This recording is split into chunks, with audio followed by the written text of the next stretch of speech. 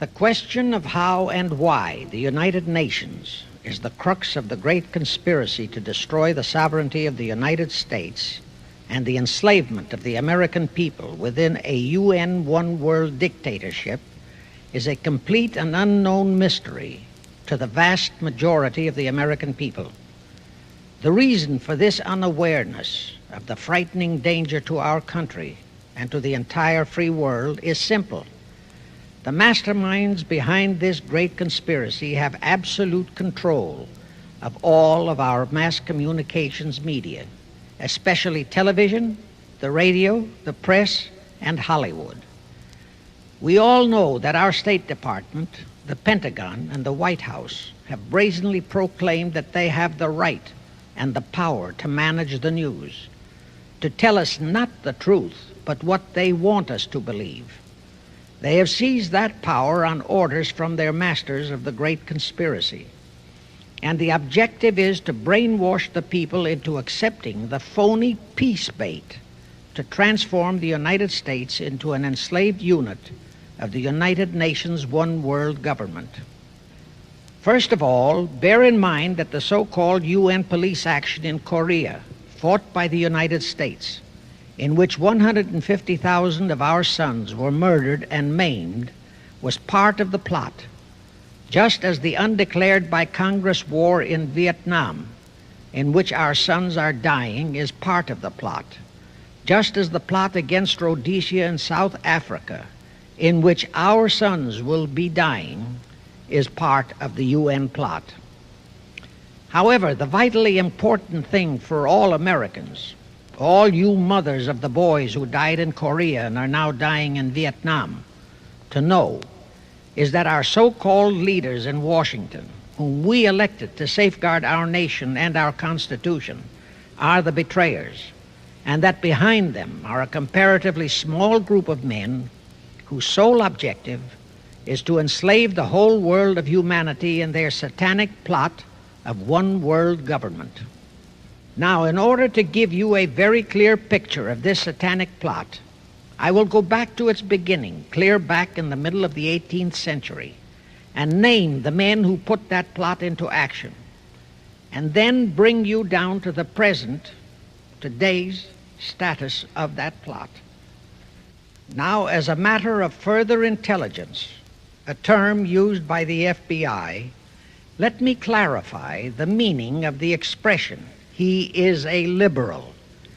The enemy, meaning the one world conspirators, have seized upon that word liberal as a cover-up for their activities.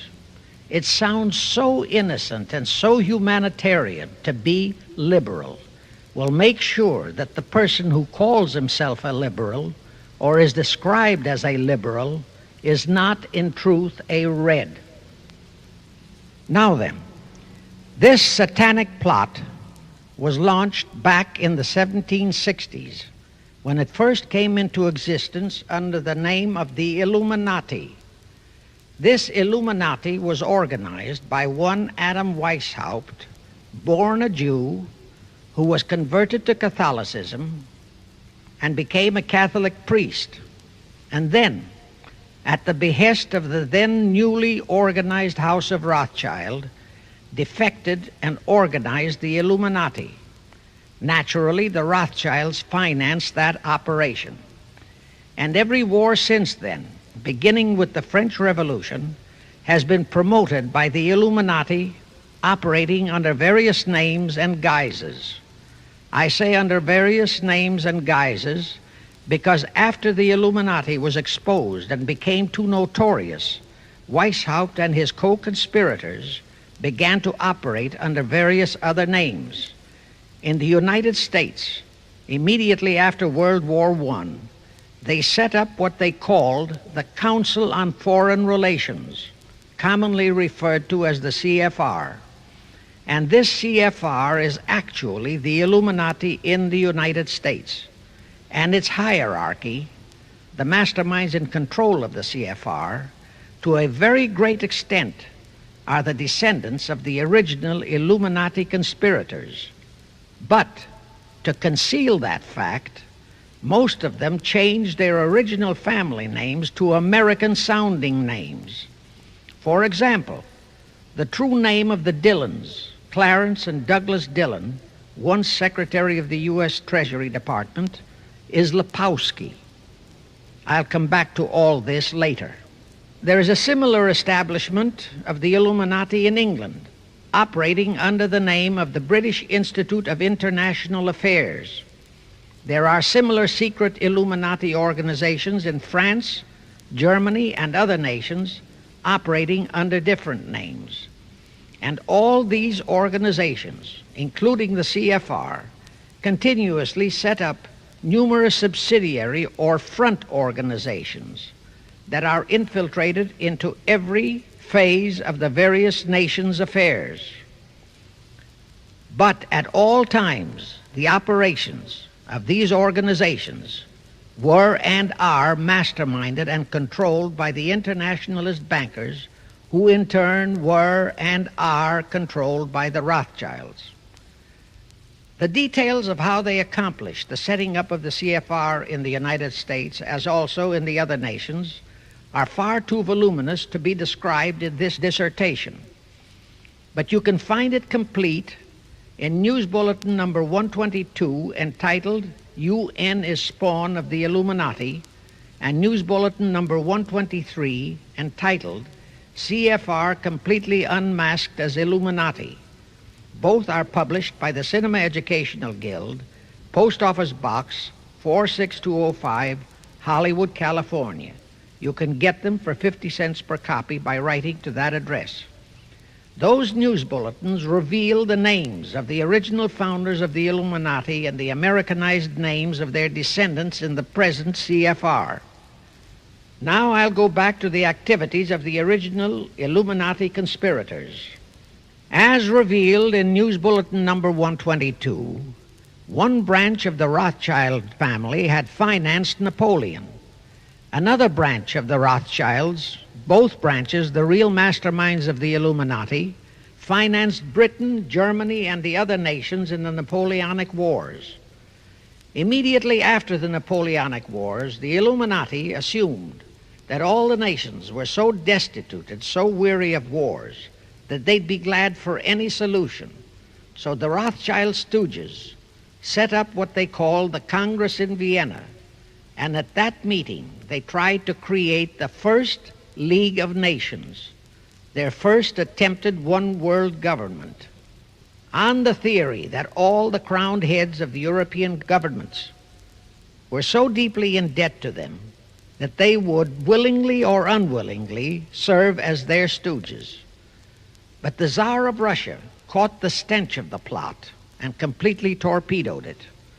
The enraged Nathan Rothschild, then the head of that dynasty, vowed that someday he or his descendants would destroy the Tsar and his entire family. And his descendants did accomplish that very threat in 1917. At this point, bear in mind that the Illuminati was not set up to operate on a short-range basis. Normally, a conspirator of any type enters into a conspiracy with the expectation of achieving his objective during his own lifetime. But that was not the case with the Illuminati. True, they hoped to accomplish their objective during their lifetime. But, paraphrasing The Show Must Go On, the Illuminati operates on the very long-range basis.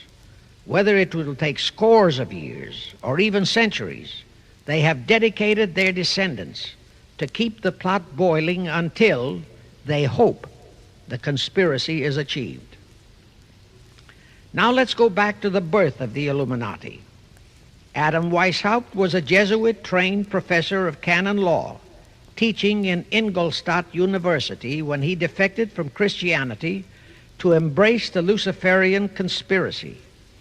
It was in 1770 that the professional moneylenders, the then recently organized House of Rothschild, retained him to revise and modernize the age-old protocols of Zionism, which from the outset was designed to give the synagogue of Satan, so named by Jesus Christ, ultimate world domination, so they could impose the Luciferian ideology upon what would remain of the human race after the final social cataclysm by use of satanic despotism. Weishaupt completed his task May 1st, 1776. Now you know why May 1 is the great day with all communist nations to this very day. That was the day, May 1, 1776, that Weishaupt completed his plan and officially organized the Illuminati to put the plan into execution. That plan required the destruction of all existing governments and religions. That objective was to be reached by dividing the masses of people whom he, Weishaupt, termed Goyim, or human cattle, into opposing camps in ever-increasing numbers on political, social, economic, and other issues, the very conditions we have in our country today. The opposing sides were then to be armed and incidents provided which would cause them to fight and weaken themselves and gradually destroy national governments and religious institutions. Again, I say, the very conditions in the world today. And at this point, let me stress a prime feature of the Illuminati plans. When and if their blueprint for world control, the protocols of the elders of Zion, is discovered and exposed, they would wipe all the Jews off the face of the earth in order to divert suspicions from themselves. If you think this is far-fetched, bear in mind that they permitted Hitler, a liberal socialist himself, who was financed by Krupp, Kennedy, the Warburgs, and the Rothschilds, to incinerate 600,000 Jews. Now, just why did the conspirators choose the word Illuminati for their satanic organization? Weishaupt himself said that the word is derived from Lucifer and means holders of the light, using the lie that his objective was to bring about a one-world government to enable those with mental ability to govern the world and prevent all wars in the future. In short, using the word peace on earth as his bait, exactly as that same bait, peace, was used by the 1945 conspirators to foist the United Nations on us. Weishaupt, financed, I repeat, by the Rothschilds, recruited some 2,000 paid followers. These included the most intelligent men in the fields of arts and letters, education, the sciences, finance, and industry. He then established lodges of the Grand Orient, Masonic lodges, to be their secret headquarters. And I again repeat that in all of this he was acting under orders from the House of Rothschild. The main features of the Weishaupt plan of operation required his Illuminati to do the following things to help them to accomplish their purpose.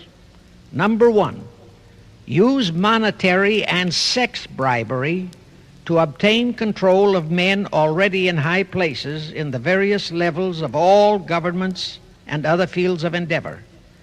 Once influential persons had fallen for the lies, deceits, and temptations of the Illuminati, they were to be held in bondage by application of political and other forms of blackmail, threats of financial ruin, public exposure and physical harm, even death, to themselves and loved members of their families. Do you realize how many present top officials in our federal government in Washington are controlled in just that way by the CFR? Do you realize how many homosexuals in our State Department, the Pentagon, all federal agencies, even in the White House, are controlled that way? Number two, Illuminati on the faculties of colleges and universities were to cultivate students possessing exceptional mental ability belonging to well-bred families with international leanings and recommend them for special training in internationalism. Such training was to be provided by granting scholarships to those selected by the Illuminists. That gives you an idea what a Rhodes Scholarship means. It means indoctrination into accepting the idea that only a one-world government can put an end to recurring wars and strife. That's how the United Nations was sold to the American people. One of the most notable Rhodes Scholars we have in our country is Senator William J. Fulbright, sometimes referred to as Half-Bright. His entire voting record spells Illuminati. All such scholars were to be first persuaded and then convinced that men of special talent and brains have the right to rule those less gifted on the ground that the masses don't know what is best for them physically, mentally, and spiritually. In addition to the Rhodes and similar scholarships, today there are 3 special Illuminati schools located in Gordonstown in Scotland, Salem in Germany, and Anavrita in Greece. These 3 are known ones, but there are others that are kept undercover. Prince Philip, the husband of Britain's Queen Elizabeth, was educated at Gordonstown at the instigation of Lord Louis Mountbatten, his uncle, a Rothschild relative who became Britain's admiral of the fleet after World War II ended. Number 3, all influential people trapped into coming under the control of the Illuminati, plus the students who had been specially educated and trained, were to be used as agents and placed behind the scenes of all governments as experts and specialists, so they would advise the top executives to adopt policies which would, in the long run, serve the secret plans of the Illuminati one-world conspiracy and bring about the destruction of the governments and religions they were elected or appointed to serve. Do you know how many such men operate in our government at this very time? Rusk, McNamara, Hubert Humphrey, Fulbright, Kuchel, and go on and on and on. Number 4, perhaps the most vital directive in Weishaupt's plan was to obtain absolute control of the press, at that time the only mass communications media, to distribute information to the public, so that all news and information could be slanted, so that the masses could be convinced that a one-world government is the only solution to our many and varied problems. Now do you know who owns and controls our mass communications media?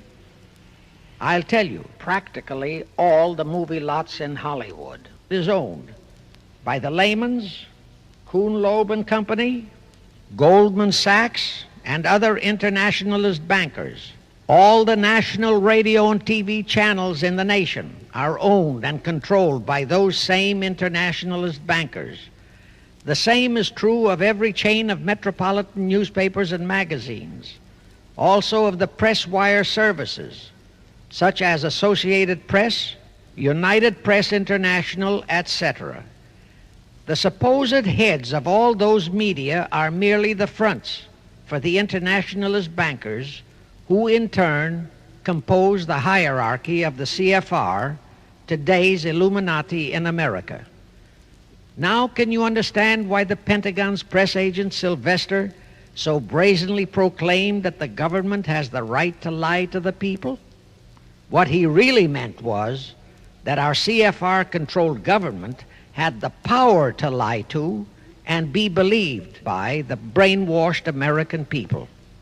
And let's again go back to the first days of the Illuminati.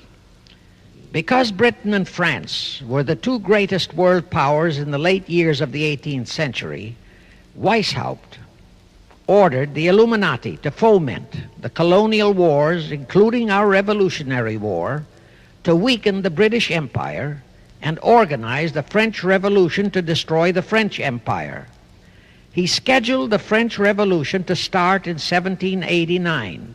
However, in 1784, a true act of God placed the Bavarian government in possession of evidence which proved the existence of the Illuminati, and that evidence could have saved France if they, the French government, hadn't refused to believe it.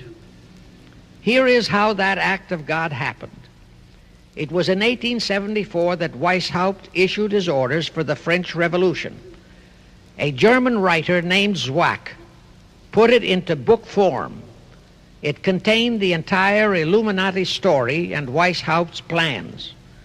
A copy of this book was sent to the Illuminists in France, headed by Robespierre, whom Weishaupt had delegated to foment the French Revolution. The courier was struck and killed by lightning as he rode through Ralston on his way from Frankfurt to Paris. The police found the subversive documents on his body and turned them over to the proper authorities.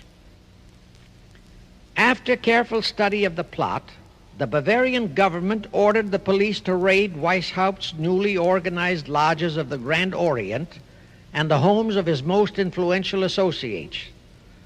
All additional evidence thus discovered convinced the authorities the documents were genuine copies of the conspiracy by which the Illuminati planned to use wars and revolutions to bring about the establishment of a one-world government, the powers of which they, headed by the Rothschilds, intended to usurp as soon as it was established, exactly in line with the United Nations plot of today. In 1785, the Bavarian government outlawed the Illuminati and closed the lodges of the Grand Orient. In 1786, they published all the details of the conspiracy. The English title of that publication is The Original Writings of the Order and Sect of the Illuminati. Copies of the entire conspiracy were sent to all the heads of church and state in Europe. But the power of the Illuminati, which was actually the power of the Rothschilds, was so great that this warning was ignored. Nevertheless, Illuminati became a dirty word, and it went underground. At the same time, Weishaupt ordered Illuminists to infiltrate into the lodges of Blue Masonry and form their own secret societies within all secret societies. Only Masons who proved themselves internationalists and those whose conduct proved they had defected from God were initiated into the Illuminati. Thenceforth, the conspirators donned the cloak of philanthropy and humanitarianism to conceal their revolutionary and subversive activities. In order to infiltrate into Masonic lodges in Britain, Weishaupt invited John Robison over to Europe. Robison was a high-degree Mason in the Scottish Rite. He was a professor of natural philosophy at Edinburgh University and secretary of the Royal Society of Edinburgh. Robison did not fall for the lie that the objective of the Illuminati was to create a benevolent dictatorship, but he kept his reactions to himself so well that he was entrusted with a copy of Weishaupt's revised conspiracy for study and safekeeping. Anyway, because the heads of state and church in France were deluded into ignoring the warnings given them, the revolution broke out in 1789 as scheduled by Weishaupt. In order to alert other governments to their danger, in 1798 Robison published a book entitled Proof of a Conspiracy to Destroy All Governments and Religions. But his warnings were ignored, exactly as our American people have been ignoring all warnings about the United Nations and the Council on Foreign Relations, the CFR. Now here is something that will stun and very likely outrage many who hear this, but there is documentary proof that our own Thomas Jefferson and Alexander Hamilton became students of Weishaupt. Jefferson was one of Weishaupt's strongest defenders when he was outlawed by his government. And it was Jefferson who infiltrated the Illuminati into the then newly organized lodges of the Scottish Rite in New England. Here is the proof.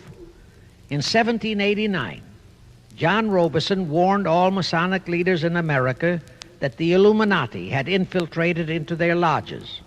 And on July 19, 1789, David Papin, president of Harvard University, issued the same warning to the graduating class and lectured them on the influence Illuminism was acquiring on American politics and religion. And to top it off, John Quincy Adams, who had organized the New England Masonic lodges, issued his warnings. He wrote 3 letters to Colonel William L. Stone, a top Mason, in which he exposed how Jefferson was using Masonic lodges for subversive, Illuministic purposes. Those 3 letters are at this very time in Rittenberg Square Library in Philadelphia. In short, Jefferson, founder of the Democratic Party, was a member of the Illuminati, which at least partly accounts for the condition of the party at this time. And through infiltrations of the Republican Party, we have exactly nothing of loyal Americanism today. That disastrous rebuff at the Congress at Vienna, created by the Tsar of Russia, did not by any means destroy the Illuminati conspiracy. It merely forced them to adopt a new strategy. Realizing that the one world idea was, for the moment, killed, the Rothschilds decided that to keep the plot alive, they'd have to do it by heightening their control of the money systems of the European nations. Earlier, by a ruse, the outcome of the Battle of Waterloo had been falsified. Rothschild had spread a story that Napoleon had won that battle. That had precipitated a terrific panic on the stock market in England. All stocks had plummeted down to practically zero, and Nathan Rothschild bought all the stocks for virtually a penny on its dollar values. That gave him complete control of the economy of Britain and virtually of all Europe. So immediately after that Congress in Vienna had boomeranged, Rothschild forced Britain to set up a new Bank of England, which he absolutely controlled, exactly as later, through Jacob Schiff, he engineered our own Federal Reserve Act, which gave the House of Rothschild a secret control of the economy in the United States. But now for a moment, let's dwell on the activities of the Illuminati in the United States. In 1826, one Captain William Morgan decided it was his duty to inform all Masons and the general public what the full truth was regarding the Illuminati, their secret plans and intended objectives, also reveal the identities of the masterminds of the conspiracy. The Illuminati promptly tried Morgan in absentia and convicted him of treason. They ordered one Richard Howard, an English Illuminist, to carry out their sentence of execution as a traitor. Morgan was warned and he tried to escape to Canada, but Howard caught up with him near the border, near the Niagara Gorge to be exact, where he murdered him. This was verified in a sworn statement made in New York by one Avery Allen to the effect that he heard Howard render his report of the execution to a meeting of Knights Templars in St. John's Hall, New York. He also told how arrangements had been made to ship Howard back to England. That Allen affidavit is on record in New York City archives.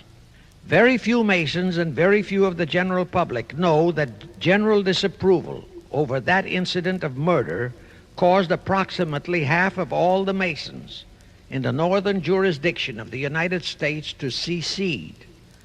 Copies of the minutes of the meeting held to discuss that matter are still in existence in safe hands, and that all that secrecy emphasizes the power of the masterminds of the Illuminati to prevent such terrible events of history from being taught in our schools.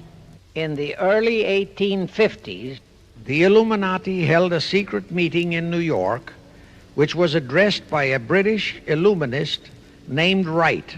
Those in attendance were told that the Illuminati was organizing to unite the nihilist and atheist groups with all other subversive groups into an international to be known as communists.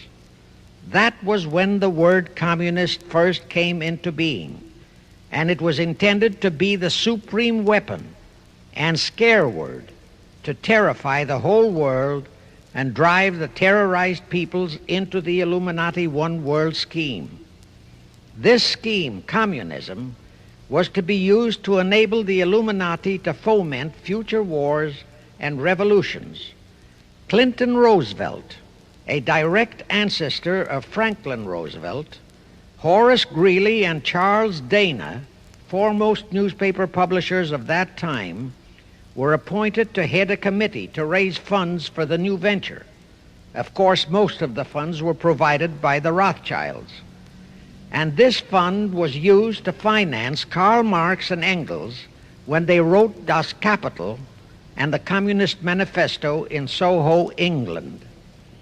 And this clearly reveals that communism is not a so-called ideology, but a secret weapon, a bogeyman word to serve the purpose of the Illuminati. Weishaupt died in 1830, but prior to his death he prepared a revised version of the age-old conspiracy, the Illuminati, which under various aliases was to organize, finance, direct, and control all international organizations and groups by working their agents into executive positions at the top. In the United States, we have Woodrow Wilson, Franklin Roosevelt, Jack Kennedy, Johnson, Rusk, McNamara, Fulbright, etc. as prime examples. In addition, while Karl Marx was writing the Communist Manifesto under the direction of one group of Illuminists, Professor Karl Ritter of Frankfurt University was writing the antithesis under direction of another group. The idea was that those who direct the overall conspiracy could use the differences in those two so-called ideologies to enable them to divide larger and larger members of the human race into opposing camps so that they could be armed and then brainwashed into fighting and destroying each other, and particularly to destroy all political and religious institutions. The work Ritter started was continued after his death and completed by the German so-called philosopher Friedrich Wilhelm Nietzsche, who founded Nietzscheism. This Nietzscheism was later developed into fascism and then into Nazism and was used to foment World Wars I and II. In 1834, the Italian revolutionary leader Giuseppe Mazzini was selected by the Illuminati to direct their revolutionary program throughout the world. He served in that capacity until he died in 1872. But some years before he died, Mazzini had enticed an American general named Albert Pike into the Illuminati. Pike was fascinated by the idea of a one-world government, and ultimately he became the head of this Luciferian conspiracy. Between 1859 and 1871, he, Pike, worked out a military blueprint for 3 world wars and various revolutions throughout the world, which he considered would forward the conspiracy to its final stage in the 20th century. Again, I remind that these conspirators were never concerned with immediate success. They always operated on a long-range view.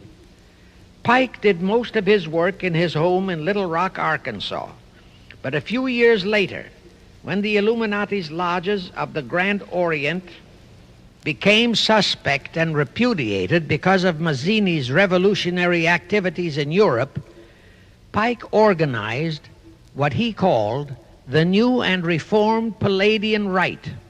He set up 3 Supreme Councils, one in Charleston, South Carolina, one in Rome, Italy, and the 3rd in Berlin, Germany. He had Mazzini establish 23 subordinate councils in strategic locations throughout the world. These have been the secret headquarters of the world revolutionary movement ever since. Long before Marconi invented radio, the scientists in the Illuminati had found the means for Pike and the heads of his councils to communicate secretly. It was the discovery of that secret that enabled intelligence officers to understand how apparently unrelated incidents, one such as the assassination of an Austrian prince at Sarajevo, took place simultaneously throughout the world, which developed into a war or a revolution. Pike's plan was as simple as it has proved effective. It called for communism, Nazism, political Zionism, and other international movements be organized and used to foment 3 global world wars and at least 2 major revolutions. The First World War was to be fought so as to enable the Illuminati to destroy Tsarism in Russia, as vowed by Rothschild after the Tsar had torpedoed his scheme at the Congress in Vienna, and to transform Russia into a stronghold of atheistic communism. The differences stirred up by agents of the Illuminati between the British and German empires were to be used to foment this war. After the war would be ended, communism was to be built up and used to destroy other governments and weaken religions. World War II, when and if necessary, was to be fomented by using the controversies between fascists and political Zionists. And here let it be noted that Hitler was financed by Krupp, the Warburgs, the Rothschilds, and other internationalist bankers, and that the slaughter of the supposed 600,000 Jews by Hitler didn't bother the Jewish internationalist bankers at all. That slaughter was necessary in order to create worldwide hatred of the German people and thus bring about the war against them. In short, this Second World War was to be fought to destroy Nazism and to increase the power of political Zionism so that the State of Israel could be established in Palestine. During this World War II, international communism was to be built up until it equaled in strength that of united Christendom. When it reached that point, it was to be contained and kept in check until required for the final social cataclysm. As we know now, Roosevelt, Churchill, and Stalin put that exact policy into effect, and Truman, Eisenhower, Kennedy, and Johnson continued that same exact policy. World War III is to be fomented by using the so-called controversies the agents of the Illuminati, operating under whatever new name, are now stirring up between the political Zionists and the leaders of the Muslim world. That war is to be directed in such a manner that all of Islam and political Zionism, Israel, will destroy each other, while at the same time the remaining nations, once more divided on this issue, will be forced to fight themselves into a state of complete exhaustion, physically, mentally, spiritually, and economically. Now, can any thinking person doubt that the intrigue now going on in the Near, Middle, and Far East is designed to accomplish that satanic objective? Pike himself foretold all this in a statement he made to Mazzini on August 15, 1871. Pike stated that after World War III is ended, those who will inspire to undisputed world domination will provoke the greatest social cataclysm the world has ever known. Quoting his own words, taken from the letter he wrote to Mazzini, and which letter is now catalogued in the British Museum in London, England, he said, "We shall unleash the nihilists and the atheists, and we shall provoke a great social cataclysm which in all its horror will show clearly to all nations the effect of absolute atheism, the origin of savagery and of most bloody turmoil. Then everywhere the people forced to defend themselves against the world minority of revolutionaries will exterminate those destroyers of civilization, and the multitudes disillusioned with Christianity, whose deistic spirits will be from that moment on without direction and leadership, and anxious for an ideal but without knowledge where to send its adoration, will receive the true light through the universal manifestation of the pure doctrine of Lucifer, brought finally out into public view, a manifestation which will result from a general reactionary movement which will follow the destruction of Christianity and atheism, both conquered and exterminated at the same time." When Mazzini died in 1872, Pike made another Italian revolutionary leader named Adrian Lemmy his successor. Lemmy, in turn, was succeeded by Lenin and Trotsky, then by Stalin. The revolutionary activities of all those men were financed by British, French, German, and American international bankers, all of them dominated by the House of Rothschild. We are supposed to believe that the international bankers of today, like the money changers of Christ's day, are only the tools or agents of the great conspiracy, but actually they are the masterminds behind all of it. While the general public has been brainwashed by all the mass communications media into believing that communism is a movement of the so-called workers, the actual fact is that both British and American intelligence officers have authentic documentary evidence that international liberals operating through their international banking houses, particularly the House of Rothschild, have financed both sides in every war and revolution since 1776. Those who today comprise the conspiracy, the CFR in the United States, direct our governments, whom they hold in usury through such methods as the Federal Reserve System in America, to fight wars such as Vietnam, created by the United Nations, so as to further Pike's Illuminati plans to bring the world to that stage of the conspiracy when atheistic communism and the whole of Christianity can be forced into an all-out Third World War within each remaining nation, as well as on an international scale. The headquarters of the great conspiracy in the late 1700s was in Frankfurt, Germany, where the House of Rothschild had been established by Mayer Anschelm, who adopted the Rothschild name and linked together other international financiers who had literally sold their souls to the devil. After the Bavarian government's exposure in 1786, the conspirators moved their headquarters to Switzerland, then to London. Since World War II, after Jacob Schiff, the Rothschild's boy in America, died, the headquarters of the American branch has been in the Harold Pratt Building, New York, and the Rockefellers, originally protégés of Schiff, have taken over the manipulation of finances in America for the Illuminati. In the final phases of the conspiracy, the one world government will consist of the king dictator, head of the United Nations, the CFR, and a few billionaires, economists, and scientists who have proved their devotion to the great conspiracy. All others are to be integrated into a vast conglomeration of mongrelized humanity, actually slaves. Now let me show you how our federal government and the American people have been sucked into the one world takeover plot of the Illuminati great conspiracy.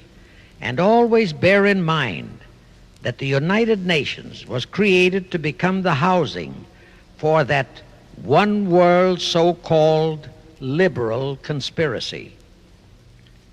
The real foundations of the plot for the takeover of the United States were laid during the period of our Civil War. Not that Weishaupt and the earlier masterminds had ever overlooked the New World. As I have previously indicated, Weishaupt had his agents planted over here as far back as the Revolutionary War. But George Washington was more than a match for them. It was during the Civil War that the conspirators launched their first concrete efforts.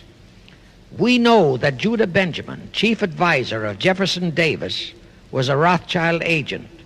We also know that there were Rothschild agents planted in Abraham Lincoln's cabinet who tried to sell him into a financial dealing with the House of Rothschild. But old Abe saw through the scheme and bluntly rejected it, thereby incurring the undying enmity of the Rothschilds, exactly as the Russian Tsar did when he torpedoed their first League of Nations at the Congress in Vienna. Investigation of the assassination of Lincoln revealed that the assassin, Booth, was a member of a secret conspiratorial group. Because there were a number of highly important government officials involved, the name of the group was never revealed, and it became a mystery, exactly as the assassination of Jack Kennedy still is a mystery. But I am sure it will not for long remain a mystery. Anyway, the ending of the Civil War destroyed, temporarily, all chances of the House of Rothschild to get a clutch on our money system, such as they had acquired in Britain and other nations in Europe. I say temporarily because the Rothschilds and the masterminds of the conspiracy never quit. So they had to start from scratch, but they lost no time in getting started. Shortly after the Civil War, a young immigrant who called himself Jacob H. Schiff arrived in New York. Jacob was a young man with a mission for the House of Rothschild. Jacob was the son of a rabbi, born in one of Rothschild's houses in Frankfurt, Germany. I won't go deeply into his background. The important point is that Rothschild recognized in him not only a potential money wizard, but more important, he also saw the latent Machiavellian qualities in Jacob that could, as it did, make him an invaluable functionary in the great one-world conspiracy.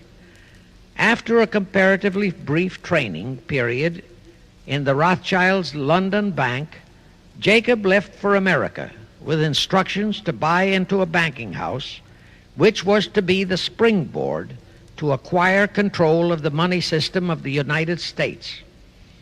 Actually, Jacob came here to carry out 4 specific assignments.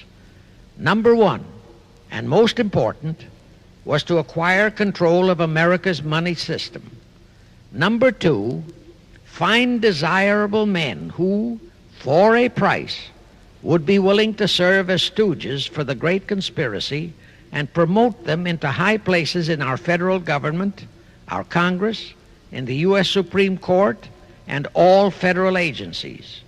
Number 3, create minority group strife throughout the nations, particularly between whites and blacks. Number 4, create a movement to destroy religion in the United States, but Christianity to be the chief target. Earlier, I stated that Jacob Schiff came to America with orders by Rothschild to carry out 4 specific directives. The first and most important one was to get control of the United States money system. Let's trace Schiff's step to accomplish that directive. As a first step, he had to buy into a banking house, but it had to be the kind of a house that he could absolutely control and mold for that primary objective of entrapping our U.S. money system. After carefully scouting around, Jacob bought a partnership in a firm that called itself Kuhn and Loeb. Like Schiff, Kuhn and Loeb were immigrants from German Jewish ghettos. They came to the United States in the mid-1840s. Both started their business careers as itinerant pack peddlers. In the early 1850s, they pooled their interests and set up a merchandising store in Lafayette, Indiana, under the firm name of Kuhn and Loeb, servicing the covered wagon settlers on their way west. In the years that followed, they set up similar stores in Cincinnati and St. Louis. Then they added pawnbroking to their merchandising pursuits. From that to money lending was a short and quick step. By the time Schiff arrived on the scene, Kuhn and Loeb was a well-known private banking firm, and this is the firm Jacob bought into. Shortly after he became a partner in Kuhn and Loeb, Schiff married Loeb's daughter, Teresa. Then he bought out Kuhn's interests and moved the firm to New York, and Kuhn and Loeb became Kuhn, Loeb and Company, international bankers, with Jacob Schiff, agent of the Rothschilds, ostensibly the sole owner. And throughout his career, this blend of Judas and Machiavelli, the first hierarch of the Illuminati, great conspiracy in America, posed as a generous philanthropist and a man of great holiness, the cover-up policy set forth by the Illuminati. As I have stated, the first great step of the conspiracy was to be the entrapment of our money system. To achieve that objective, Schiff had to get full cooperation of the then big banker elements in America, and that was easier said than done.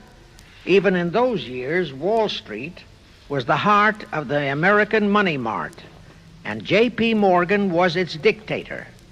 Next in line were the Drexels and the Biddles in Philadelphia.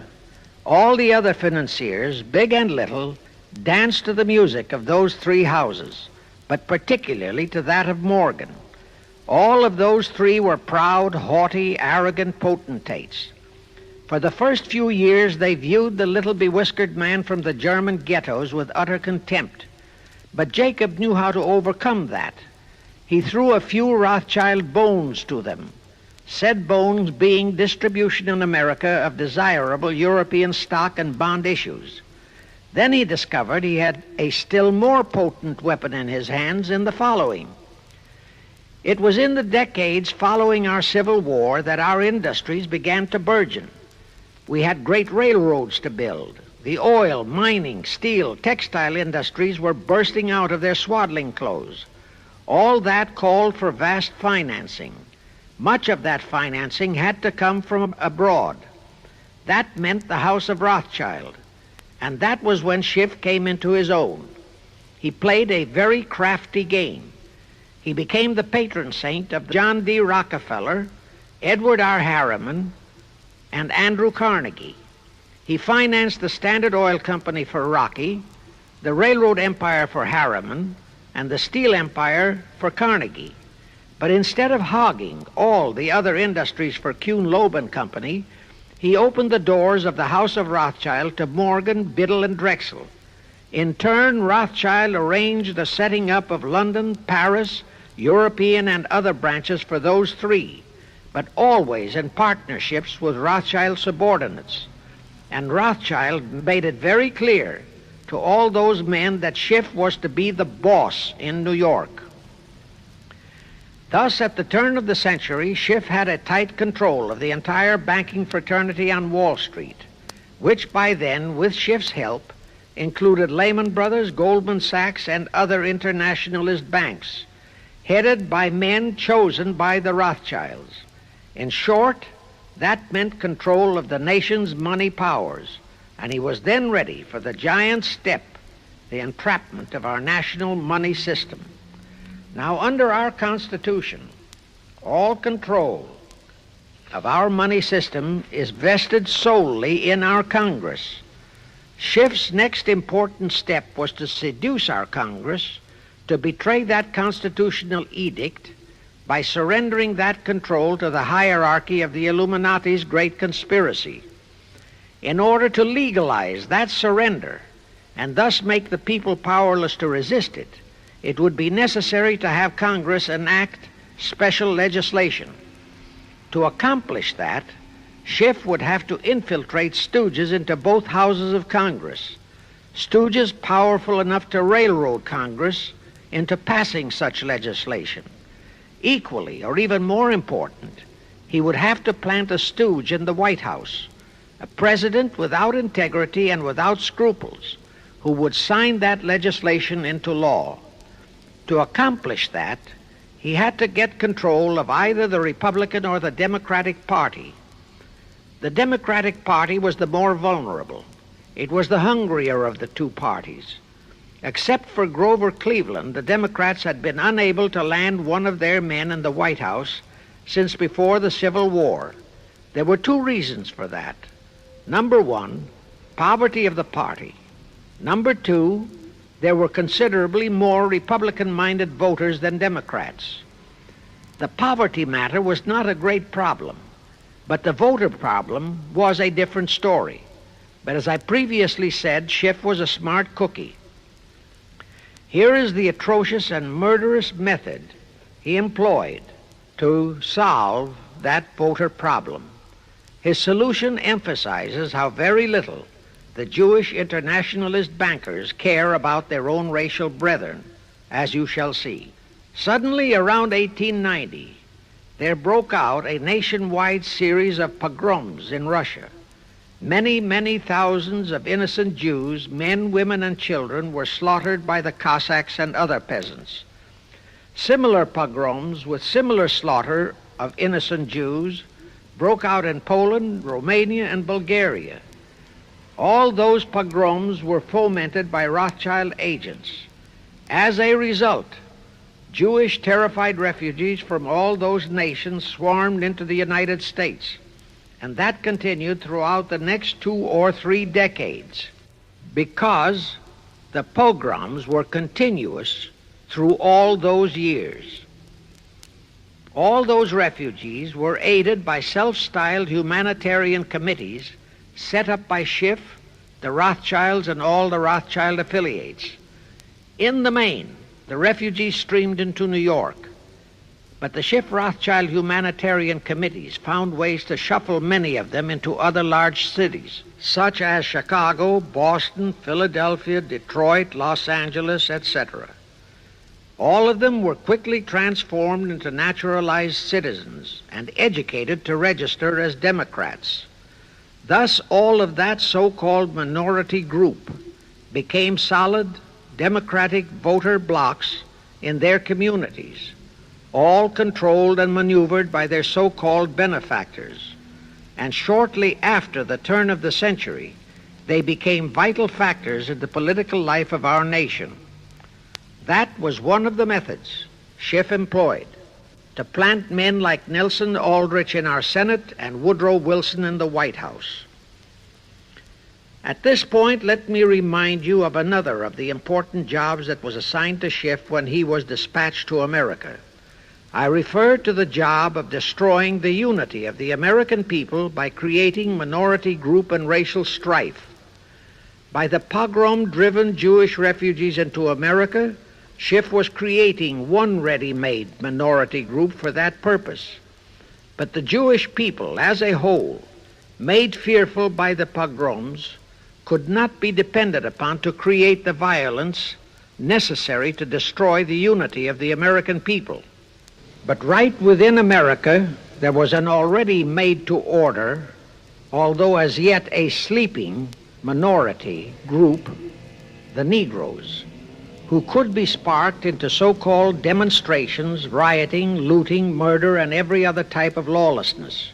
All that was necessary was to incite and arouse them. Together, those two minority groups, properly maneuvered, could be used to create exactly the kind of strife in America the Illuminati would need to accomplish their objective.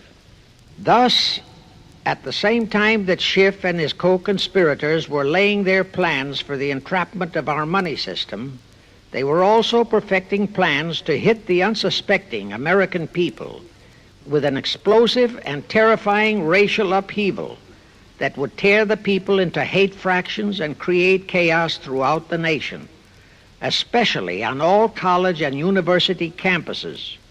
all protected by Earl Warren decisions and our so-called leaders in Washington.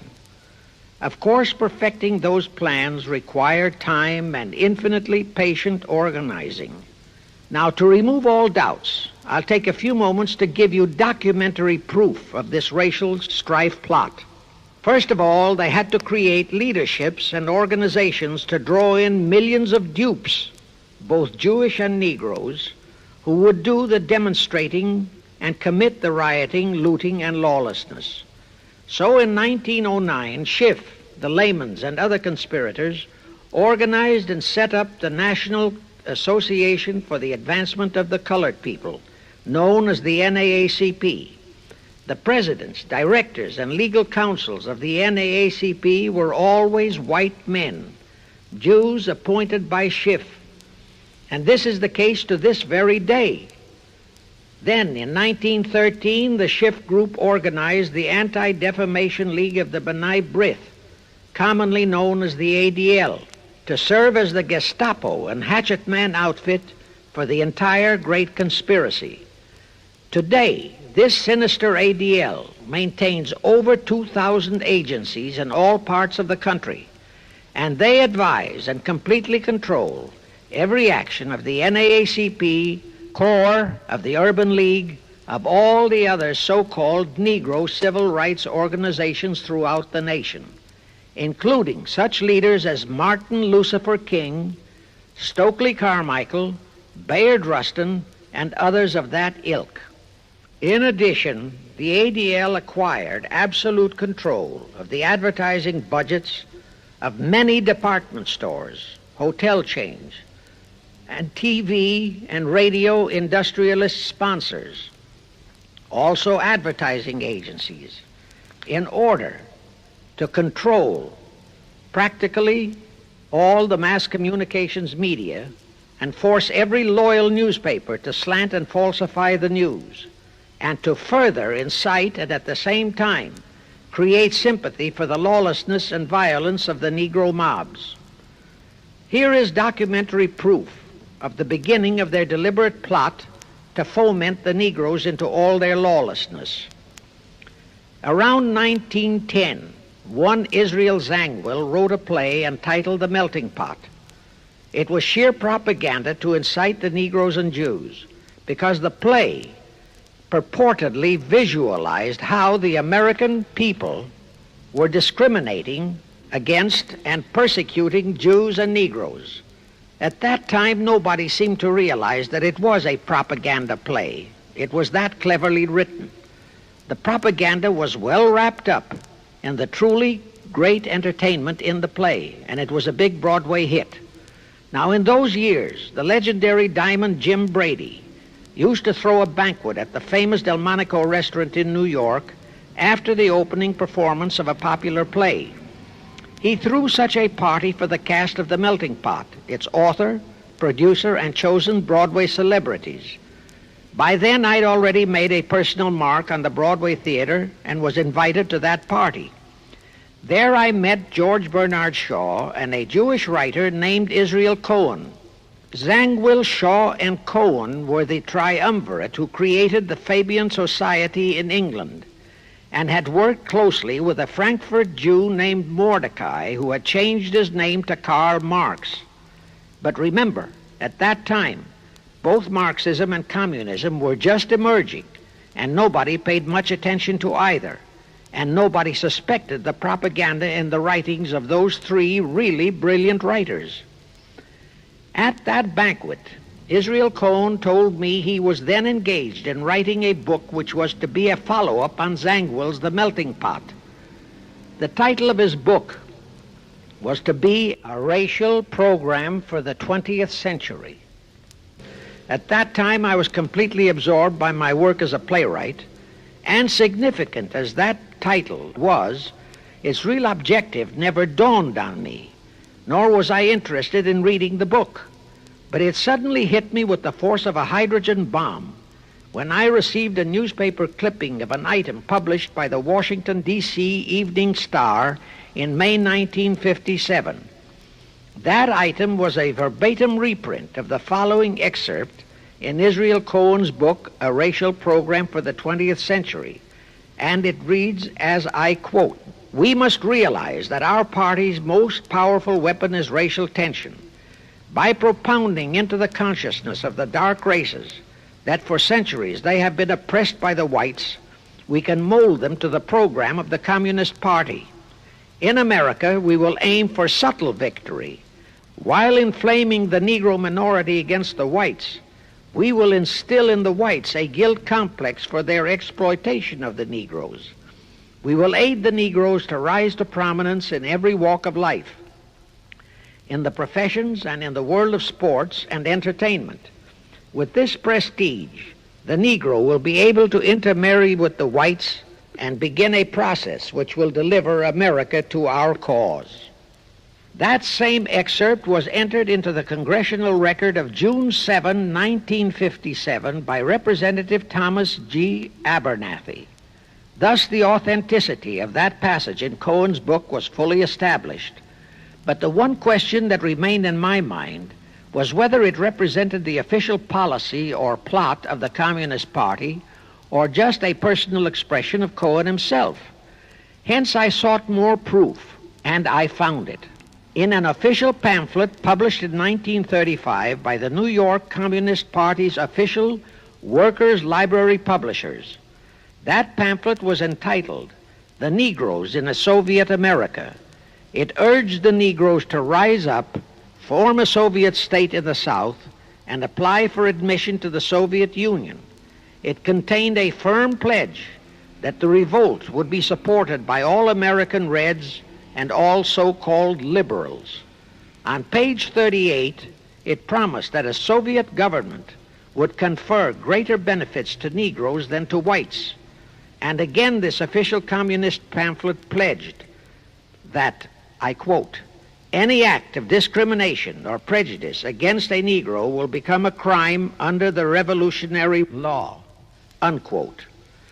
That statement proved that the excerpt in Israel Cohen's book, published in 1913, was an official edict of the Communist Party and directly in line with the Illuminati blueprint for world revolution issued by Weishaupt and later by Albert Pike.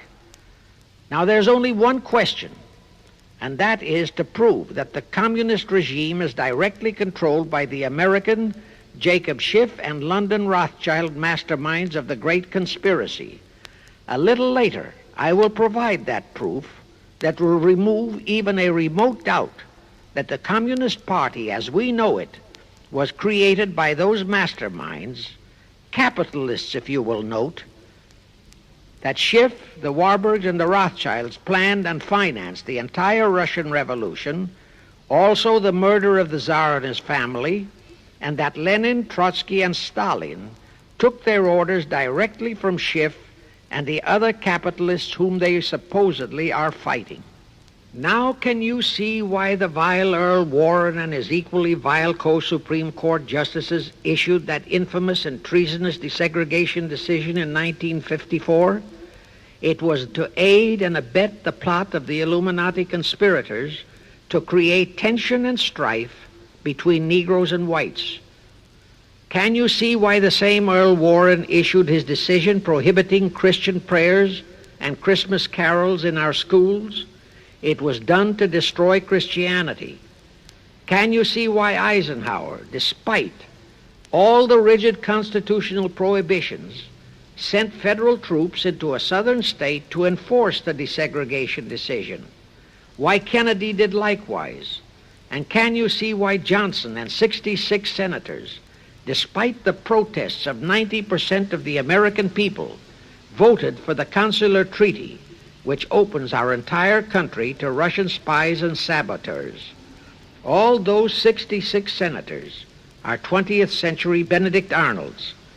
It is up to you and you, all of the American people, to force Congress, our elected servants, to haul in those American traitors for impeachments, and that when proven guilty, they all be given the punishment prescribed for traitors who aid and abet our enemies.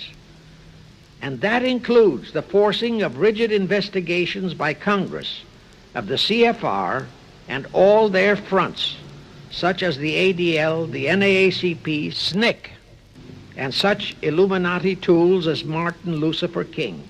Such investigations will completely unmask all the leaders in Washington and the Illuminati and all their affiliations and affiliates as traitors carrying out the Illuminati plot.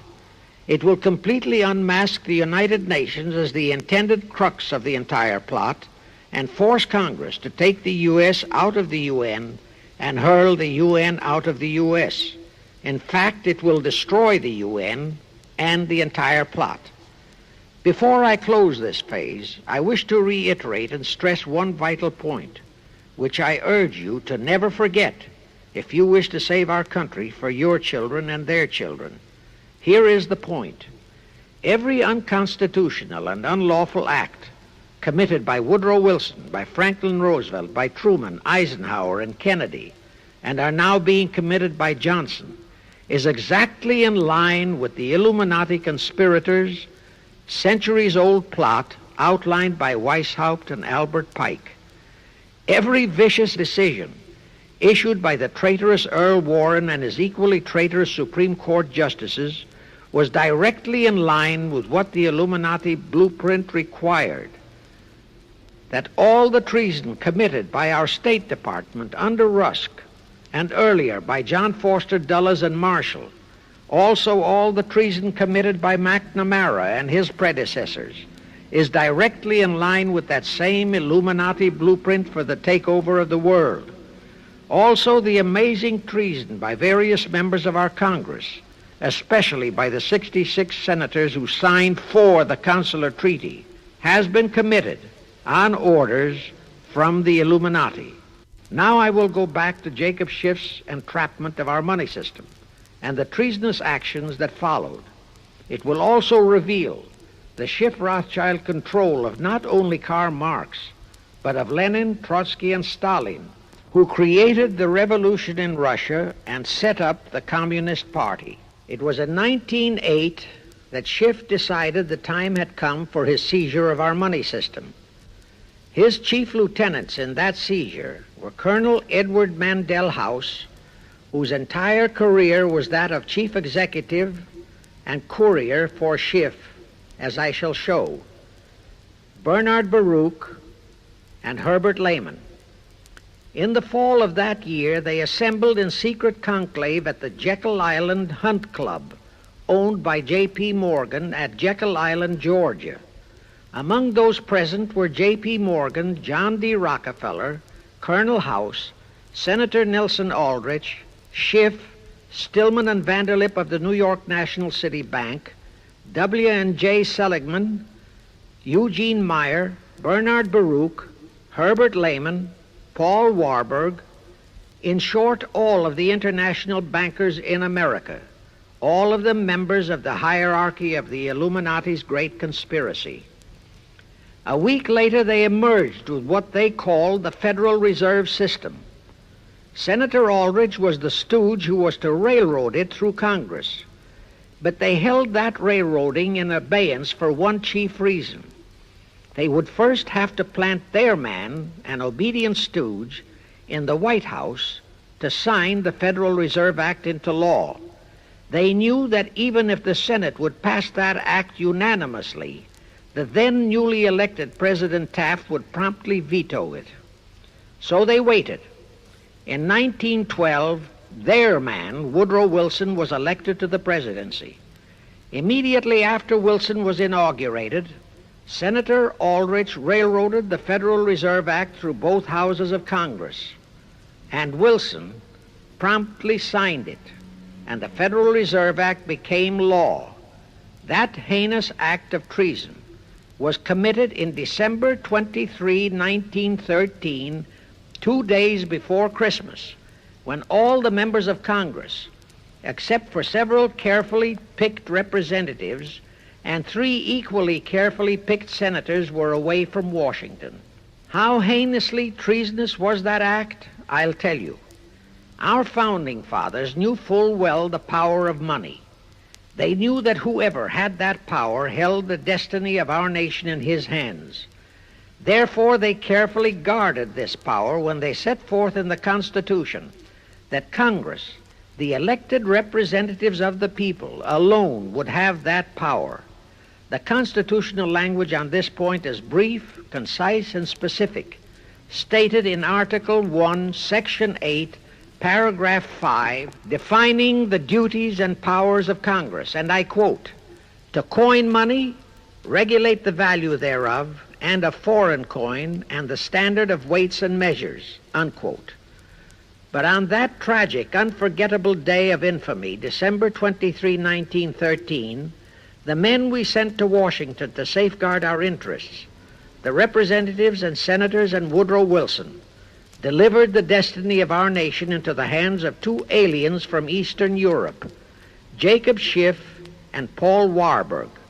Warburg was a very recent immigrant who came here on orders from Rothschild for the express purpose of blueprinting that foul Federal Reserve Act. Now, the vast majority of the American people think that the Federal Reserve System is a United States government-owned agency. That is positively false. All of the stock of the Federal Reserve banks is owned by the member banks, and the heads of the member banks are all members of the hierarchy of the great Illuminati conspiracy known today as the CFR. The details of that act of treason in which many traitorous so-called Americans participated are far too long for this recording, but all those details are available in a book entitled The Federal Reserve Conspiracy, written by Eustace Mullins. In that book, Mullins tells the entire horrifying story and backs it up with unquestionable documentations. Aside from it being a truly fascinating and shocking story of that great betrayal, every American should read it as a matter of vital intelligence for the time when the whole American people will finally come awake and smash the entire conspiracy. And with God's help, that awakening will surely come. You can get a copy of that book from the publishers, the Christian Educational Association, 530 Chestnut Street, Union, New Jersey. Now, if you think that those aliens and their by accident of birth American co-conspirators would be content with just the control of our money system, you're in for another very sad shock. The Federal Reserve System gave the conspirators complete control of our money system, but it in no way touched the earnings of the people, because the Constitution positively forbids what is now known as the 20% withholding tax. But the Illuminati blueprint for one-world enslavement called for the confiscation of all private property and control of individual earning powers. This, and Karl Marx stressed that feature in his blueprint, had to be accomplished by a progressive graduated income tax. As I stated, such a tax could not lawfully be imposed upon the American people. It is succinctly and expressly forbidden by our Constitution. Thus, only an amendment to the Constitution could give the federal government such confiscatory powers. Well, that too was not an insurmountable problem for our Machiavellian plotters. The same elected leaders in both houses of Congress and the same Mr. Woodrow Wilson, who signed the infamous Federal Reserve Act into law, amended the Constitution to make the federal income tax, known as the 16th Amendment, a law of the land. Both are illegal under our Constitution. In short, the same traitors signed both betrayals, the Federal Reserve Act and the 16th Amendment, into law. However, it seems that nobody ever realized that the 16th Amendment was set up to rob, and I do mean rob, the people of their earnings via the income tax provision. The plotters didn't fully use that provision until World War II, when that great humanitarian, Franklin Roosevelt, applied a 20% withholding tax on all small wage earners and up to 90% on higher incomes. Oh, of course, he faithfully promised that it would be only for the duration of the war. But what was a promise to such a charlatan who in 1940, when he was running for his third term, kept proclaiming, I say again and again and again that I will never send American boys to fight on foreign soil. Remember? He was proclaiming that even as he was already preparing to plunge us into World War II by enticing the Japanese into that sneak attack on Pearl Harbor to furnish him with his excuse. And before I forget, let me remind you that another charlatan named Woodrow Wilson used exactly that same campaign slogan in 1916. His slogan was, "Re-elect the man who will keep your sons out of the war." Exactly the same formula, exactly the same promises. But wait, as Al Jolson used to say, you ain't heard nothing yet. That 16th Amendment income tax trap was intended to confiscate, rob, the earnings only of the common herd, you and me. It was not intended to even touch the huge incomes of the Illuminati gang, the Rockefellers, the Carnegies, the Lehmans, and all the other conspirators. So together with that 16th Amendment, they created what they called the tax-free foundations. That would enable the conspirators to transform their huge wealth into such so-called foundations and avoid payment of virtually all income taxes. The excuse for it was that the earnings of those tax-free foundations would be devoted to humanitarian philanthropy. So we now have the several Rockefeller foundations, the Carnegie Endowment Fund, the Ford Foundation, the Mellon Foundation, and hundreds of similar tax-free foundations. And what kind of philanthropy do these foundations support? Well, they finance all the civil rights groups that are creating all the chaos and rioting all over the country. They finance the Martin Lucifer Kings. The Ford Foundation finances the Center for the Study of Democratic Institutions in Santa Barbara, commonly referred to as Moscow West, and which is headed by Wonderboy Hutchins, Walter Reuther, Irwin Canham, and others of that ilk. In short, the tax-free foundation financed those who are doing the job for the Illuminati great conspiracy. And what are the hundreds of billions of dollars they confiscate every year from the earnings of the common herd, you and me, used for? Well, for one thing, there's the foreign aid gimmick, which gave billions to communist Tito, plus gifts of hundreds of jet planes, many of which were turned over to Castro, plus the costs of training communist pilots so that they can the better shoot down our planes, billions to Red Poland, billions to India, billions to Sukarno, billions to other enemies of the United States. That's what that treasonously railroaded 16th Amendment has done to our nation, to the American people, to you and to me, to your children and their children. Our CFR Illuminati-controlled federal government can grant tax-free status to all foundations and pro-red one-world outfits, such as the Fund for the Republic. But if you, or a patriotic pro-organization, is too outspokenly pro-American, they can terrify and intimidate you by finding a misplaced comma in your income tax report and by threatening you with penalties, fines, and even prison.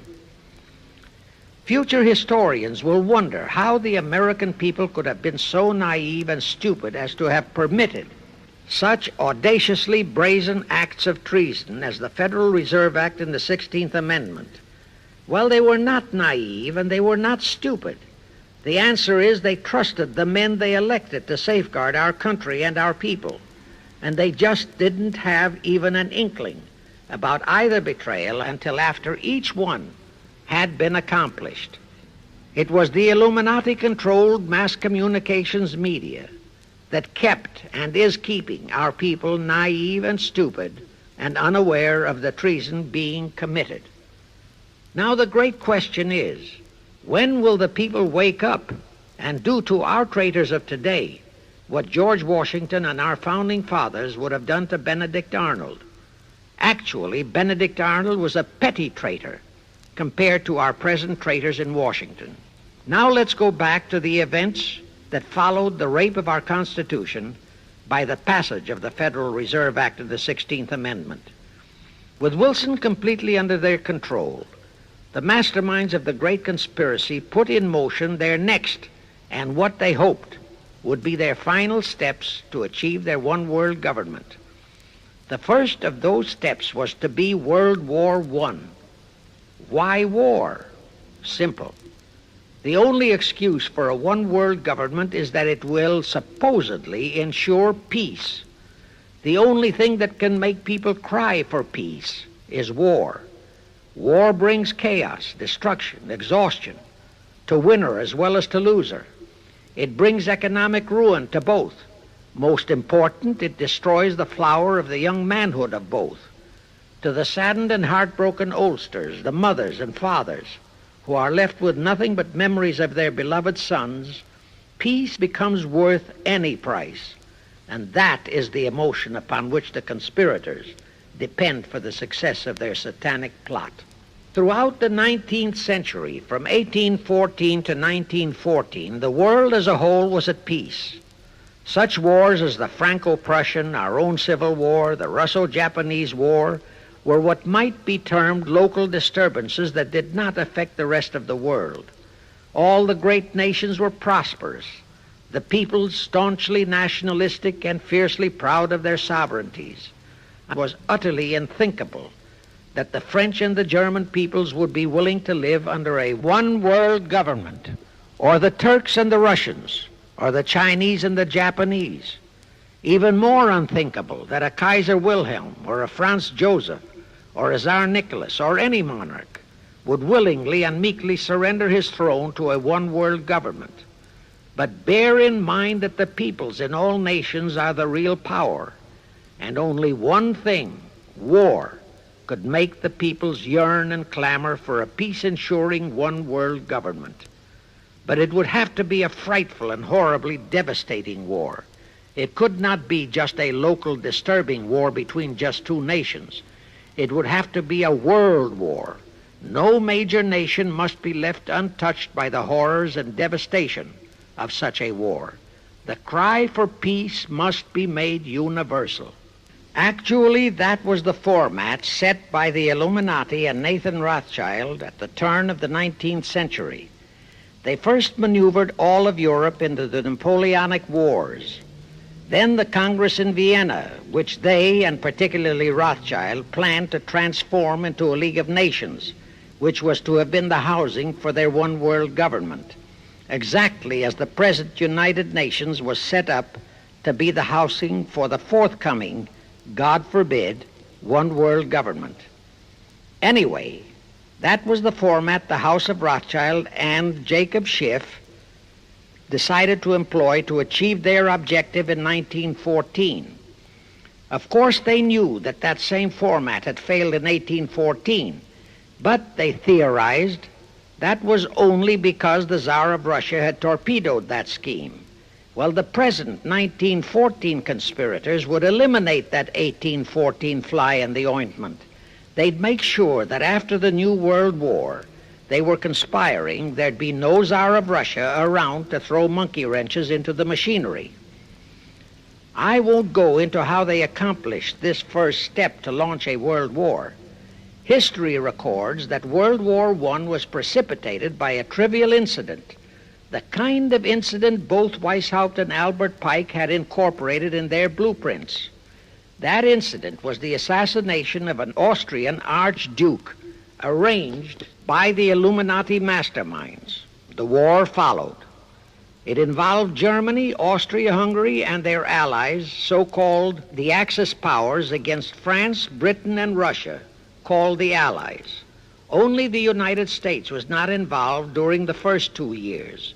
By 1917, the conspirators had achieved their primary objective. All of Europe was in a state of destitution.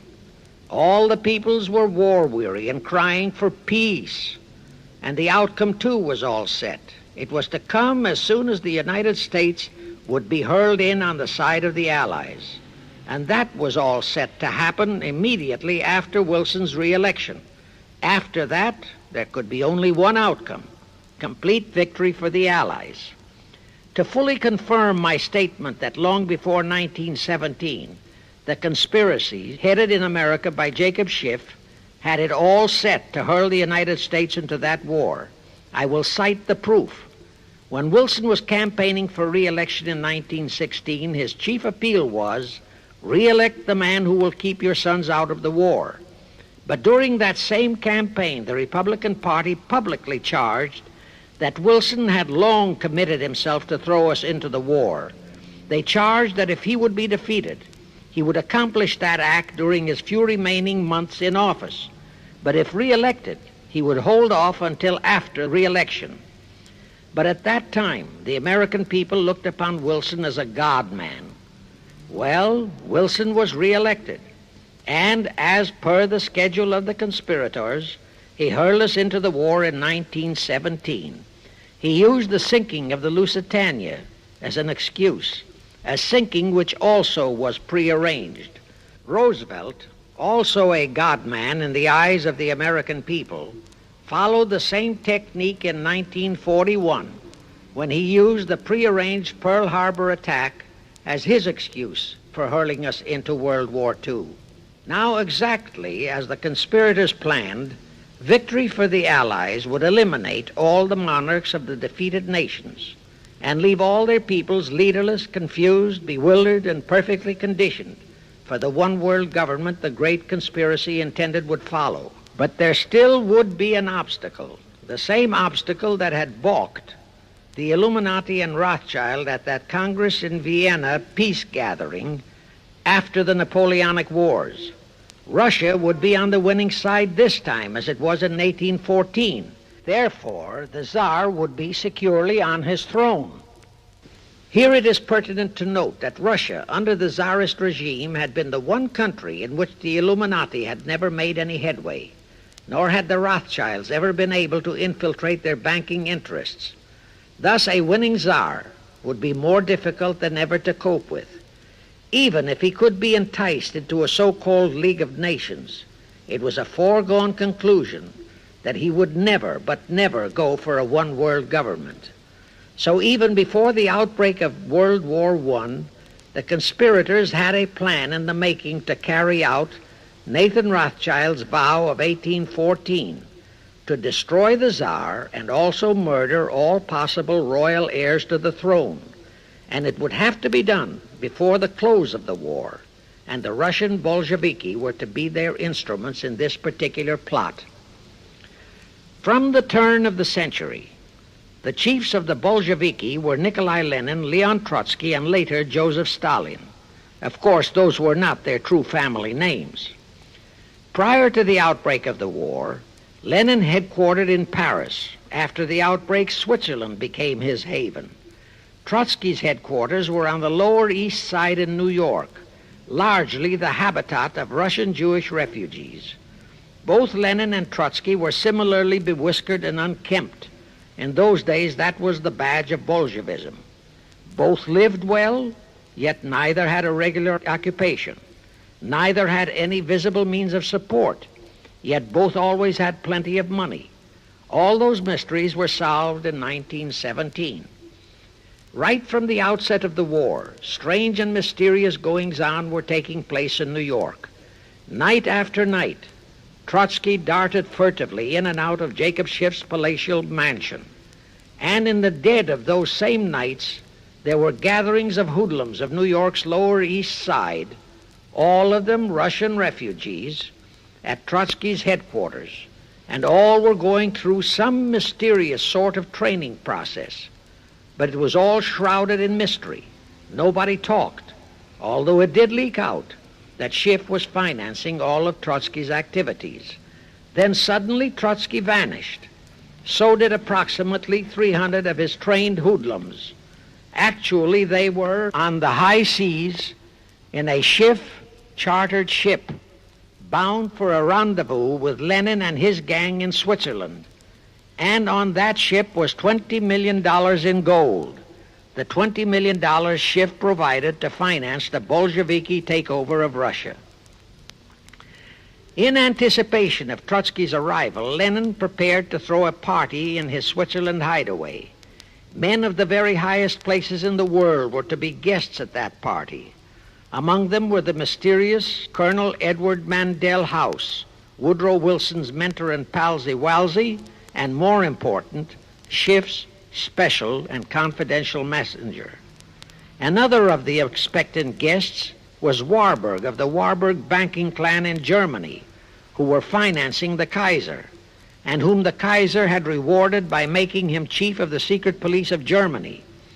In addition, there were the Rothschilds of London and Paris, also Litvinov, Kaganovich, Stalin, who was then head of a train and bank-robbing gang of bandits. He was known as the Jesse James of the Urals. And here I must remind that England and France were then long in war with Germany, and that on February 3, 1917, Wilson had broken off all diplomatic relations with Germany. Therefore, Warburg, Colonel House, the Rothschild, and all those others were enemies. But of course, Switzerland was neutral ground where enemies could meet and be friends, especially if they had some scheme in common. That Lenin party was very nearly wrecked by an unforeseen incident. The Schiff-chartered ship on its way to Switzerland was intercepted and taken into custody by a British warship. But Schiff quickly rushed orders to Wilson to order the British to release the ship intact with the Trotsky hoodlums and the gold. Wilson obeyed. He warned the British that if they refused to release the ship, the United States would not enter the war in April as he had faithfully promised a year earlier. The British heeded the warning. Trotsky arrived in Switzerland, and the Lenin party went off as scheduled. But they still faced what ordinarily would have been the insurmountable obstacle of getting the Lenin-Trotsky band of terrorists across the border into Russia. Well, that's where Brother Warburg, chief of the German secret police, came in. He loaded all those thugs into sealed freight cars and made all the necessary arrangement for their secret entry into Russia. The rest is history. The revolution in Russia took place, and all members of the royal Romanov family were murdered.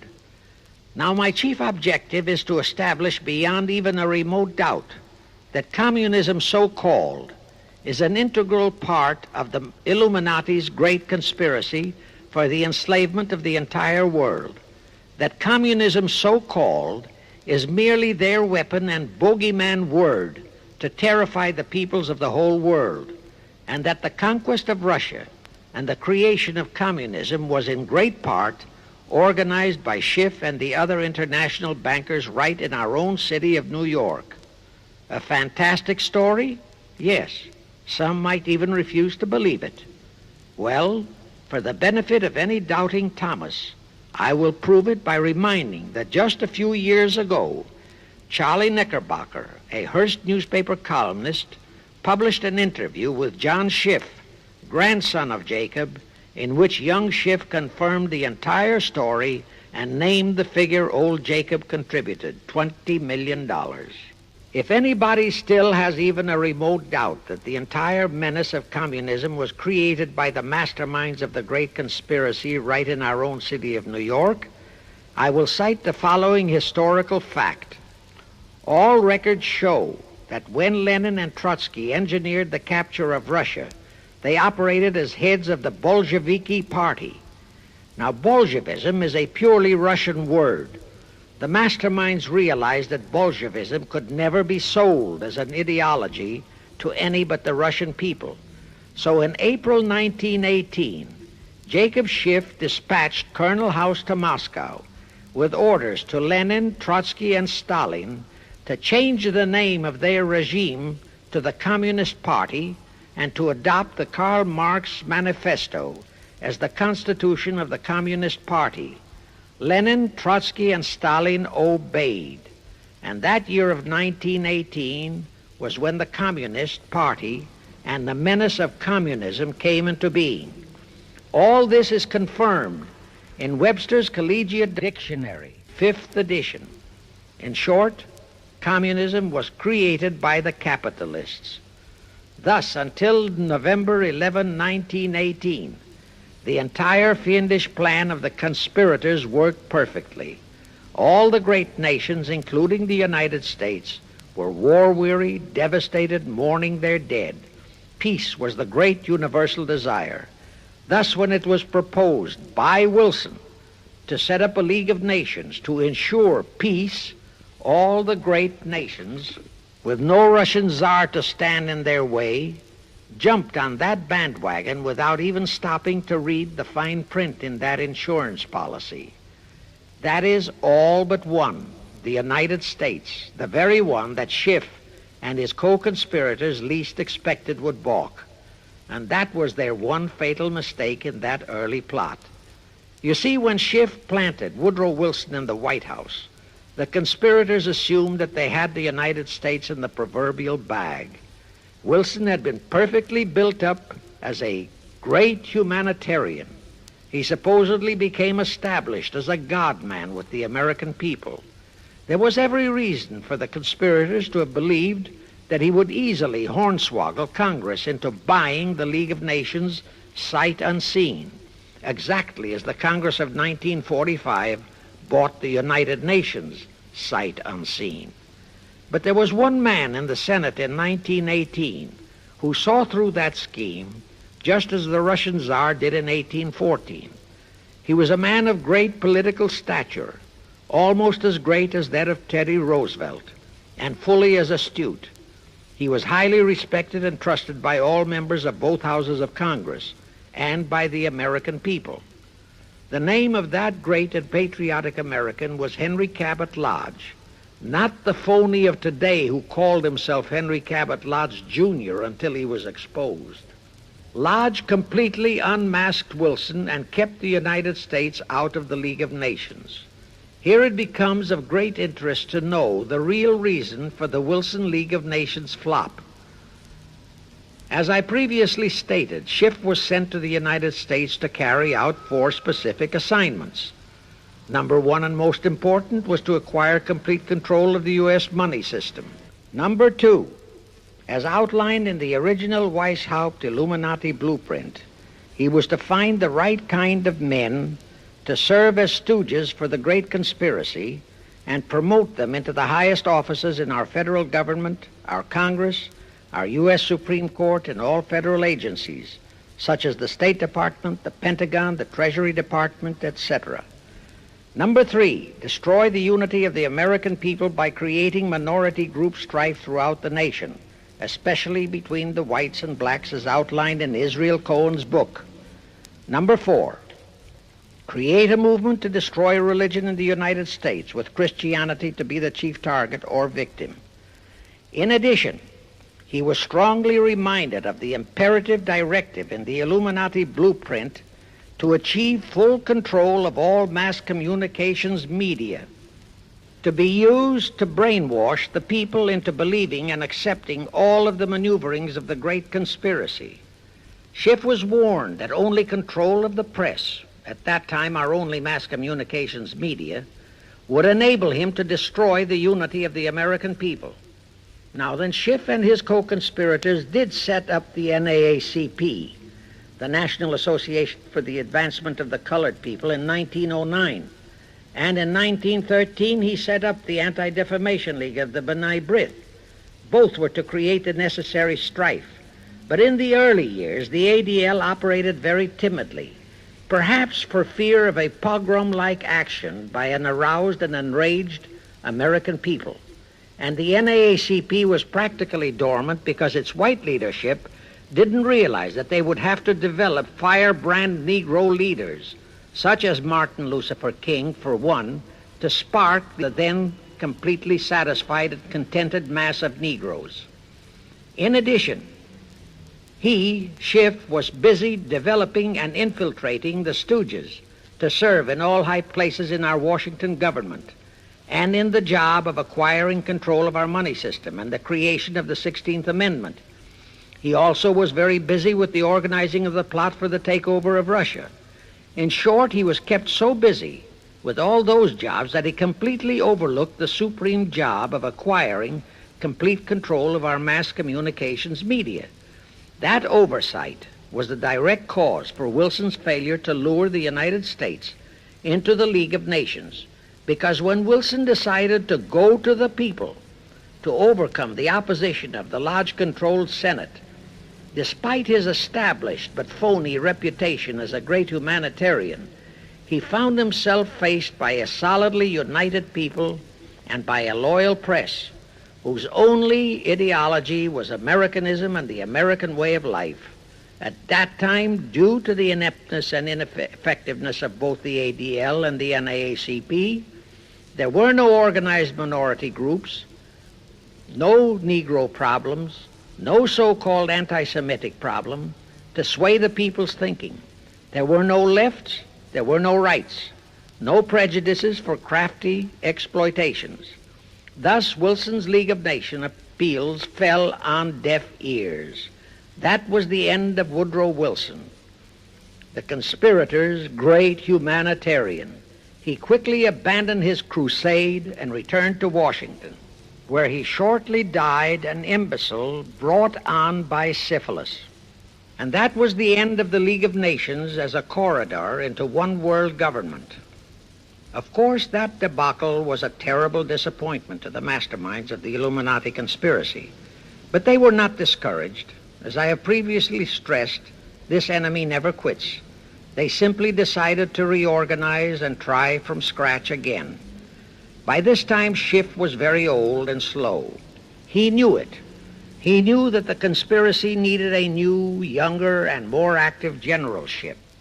So on his orders, Colonel House and Bernard Baruch organized and set up what they called the Council on Foreign Relations, the new name under which the Illuminati would continue to function in the United States.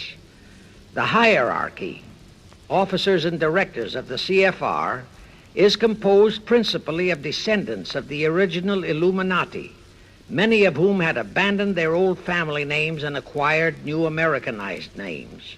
For one example, we have Dillon, who was Secretary of Treasury of the United States, whose original name was Lepowski. Another example is Paley, head of the CBS TV channel, whose true name is Polinsky. The membership of the CFR is approximately 1,000 in number and contains the heads of virtually every industrial empire in America, such as Blau, president of the U.S. Steel Corporation, Rockefeller, king of the oil industry, Henry Ford II, and so on.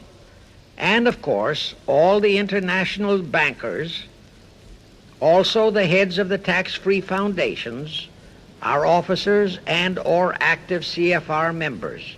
In short, all the men who provide the money and the influence to elect the CFR chosen presidents of the United States, congressmen, senators, and who decide the appointments of our various secretaries of state, of the Treasury, of every important federal agency, are members of the CFR, and very obedient members indeed.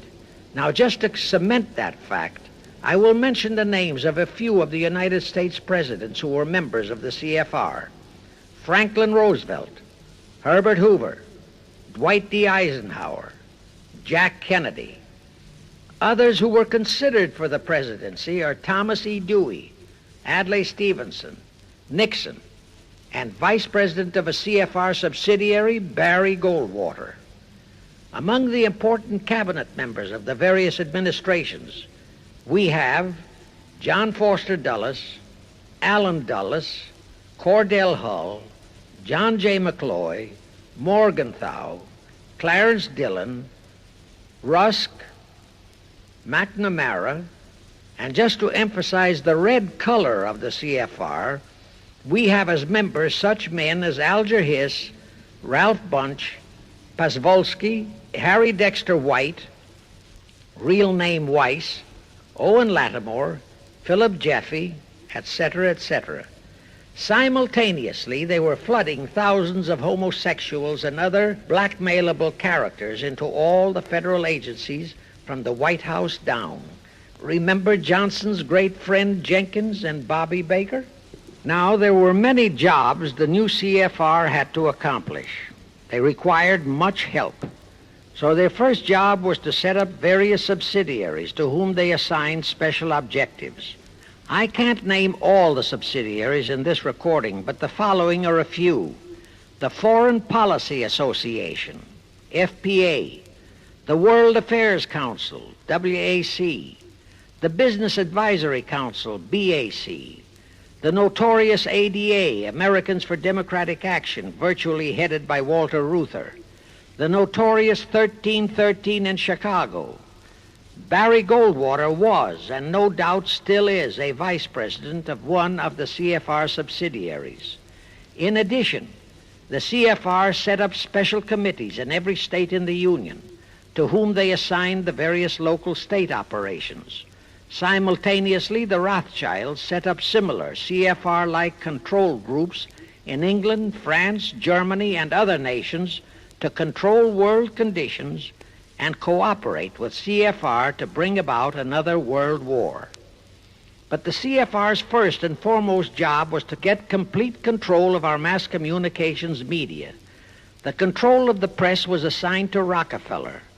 Thus, Henry Luce, who recently died, was financed to set up a number of national magazines, among them Life, Time, Fortune, and others, which publish USSR in America. The Rockefellers also directly or indirectly financed the Cowles Brothers Look magazine and a chain of newspapers. They also financed a man named Sam Newhouse to buy up and build a chain of newspapers all over the country. And the late Eugene Meyer, one of the founders of CFR, bought the Washington Post, Newsweek, the weekly magazine, and other publications.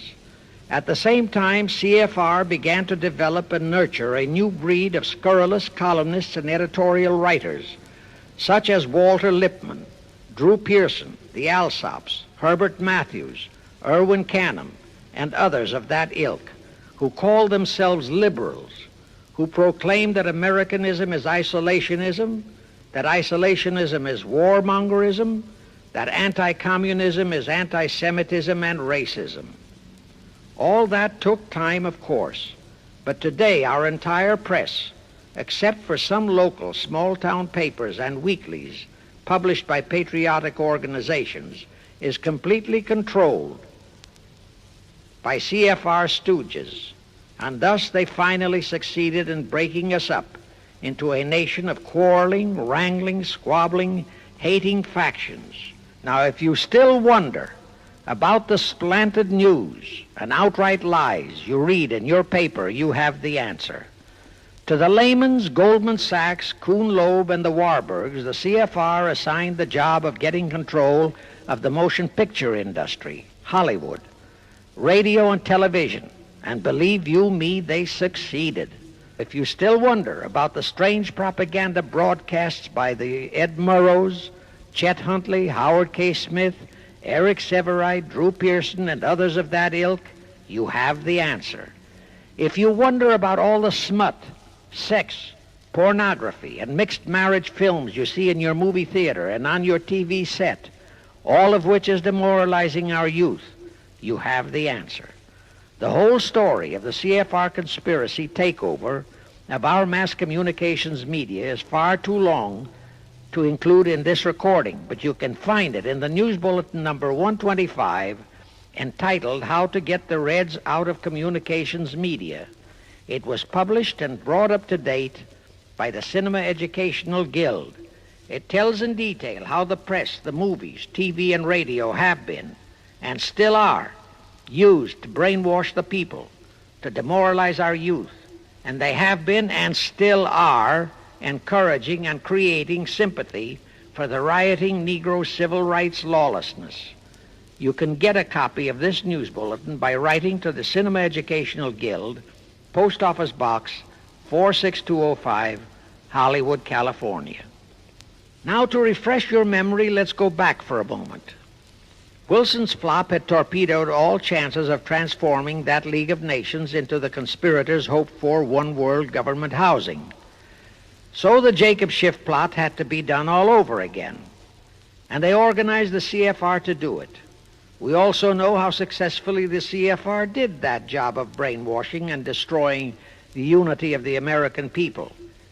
But as was the case with the shift plot, the climax and the creation of a new housing for their one world government required another world war, a war that would be even more horrible and more devastating than the First World War, in order to get the people of the world to again clamor for peace and a means to end all wars. But the CFR realized that the aftermath of World War II would have to be more carefully planned so that there would be no escape from the new one world trap, another League of Nations that would emerge from the new war, the trap we now know as the United Nations. And they hit upon a perfect strategy to ensure that no escape. Here is how they did it. In 1943, in the midst of the war, they prepared the framework for the United Nations, and it was handed over to Roosevelt and our State Department to be given birth by Alger Hiss, Pasvolsky, Dalton Trumbo, and other American traitors, thus making the whole scheme a United States baby. Then to fix our parenthood, New York City was to become the nursery for the monstrosity. After that, we could hardly walk out on our own baby, now could we? Anyway, that's how the conspirators figured it would work, and so far it has. And the liberal Rockefeller donated the land for the United Nations building. The United Nations Charter was written by Alger Hiss, Pasvolsky, Dalton Trumbo, and other CFR stooges. A phony so-called UN conference was set up in San Francisco in 1945. All the so-called representatives of 50-odd nations gathered there, promptly signed the charter, and the despicable traitor Alger Hiss flew to Washington with it, elatedly submitted it to our Senate, and the Senate, elected by our people to safeguard our security, signed the charter without so much as reading it. The question is, how many of our senators were even then traitorous stooges of the CFR? Anyway, it was thus that the people accepted the United Nations as a holy of holies and enabled traitor Earl Warren to virtually destroy our Constitution by basing all his traitorous decisions on the UN Charter, thus making that charter virtually our law of the land. However, for all the dirty work that had to be done to solidify the UN, the new housing of the one world plot, they still required the aid of our leaders in Washington. So now I will emphasize the fiendish cleverness of the CFR masterminds. To the vast majority of the American people, our foreign policy for many years has been a complete enigma. Most of us simply can't understand why this great nation is seemingly floundering so helplessly in the art of diplomacy. We can't understand why our leaders are seemingly so confused and bewildered in all their dealings with Moscow, France, and other nations, and with the UN. We always hear them proclaiming that in view of our overwhelming economic and military superiority, we must always lead from strength. Yet at all the summit meetings and conferences, they cringe and stammer and stutter, and so to speak, come out with their tails between their hind legs. We can't understand the foreign aid to Tito, an avowed enemy, to Poland, an avowed enemy, to all the avowed communist nations. We can't understand why the expenditure of hundreds of billions of dollars has failed to slow down, let alone stop, the march of communism. We are perplexed by the seeming ineptness of the State Department, the Defense Department, the CIA, the USIA, of all our federal agencies. Again and again and again we have been startled, shocked, bewildered, and horrified by their mistakes in Berlin, in Korea, in Laos, in Katanga, in Cuba, in Vietnam. Mistakes that always favor the enemy, never the United States. Under the law of averages, they should have made at least one or two mistakes in our favor, but they never did. What's the answer? The answer is the CFR and the parts played by their subsidiaries and stooges in Washington. Thus, we know that complete control of our foreign relation policy is the key to the success of the entire Illuminati one-world plot. Here is the further proof. Earlier, I fully established that Schiff and his gang had financed the Lenin-Trotsky-Stalin takeover of Russia and fashioned its communist regime into becoming their chief instrument to keep the world in turmoil and to finally terrorize all of us into seeking peace in a UN one-world government. But the conspirators knew that the Moscow gang could not become such an instrument until and unless the whole world would accept the communist regime as the legitimate, de jure government of Russia. Only one thing could accomplish that: recognition by the United States. The conspirators figured that the whole world would follow our lead, and that's when the Wilson flop very nearly wrecked the entire plot. Throughout the following 3 Republican administrations, the CFR pulled every trick in their bag to induce Harding, Coolidge, and Hoover to grant that recognition, but all 3 refused. As a result, in the late 1920s, the Stalin regime was in dire straits. Despite all purges and secret police controls, the Russian people were growing more and more restive. It is a matter of record, admitted by Litvinov, that during 1931 and 1932, Stalin and his whole gang were always packed and ready for instant flight.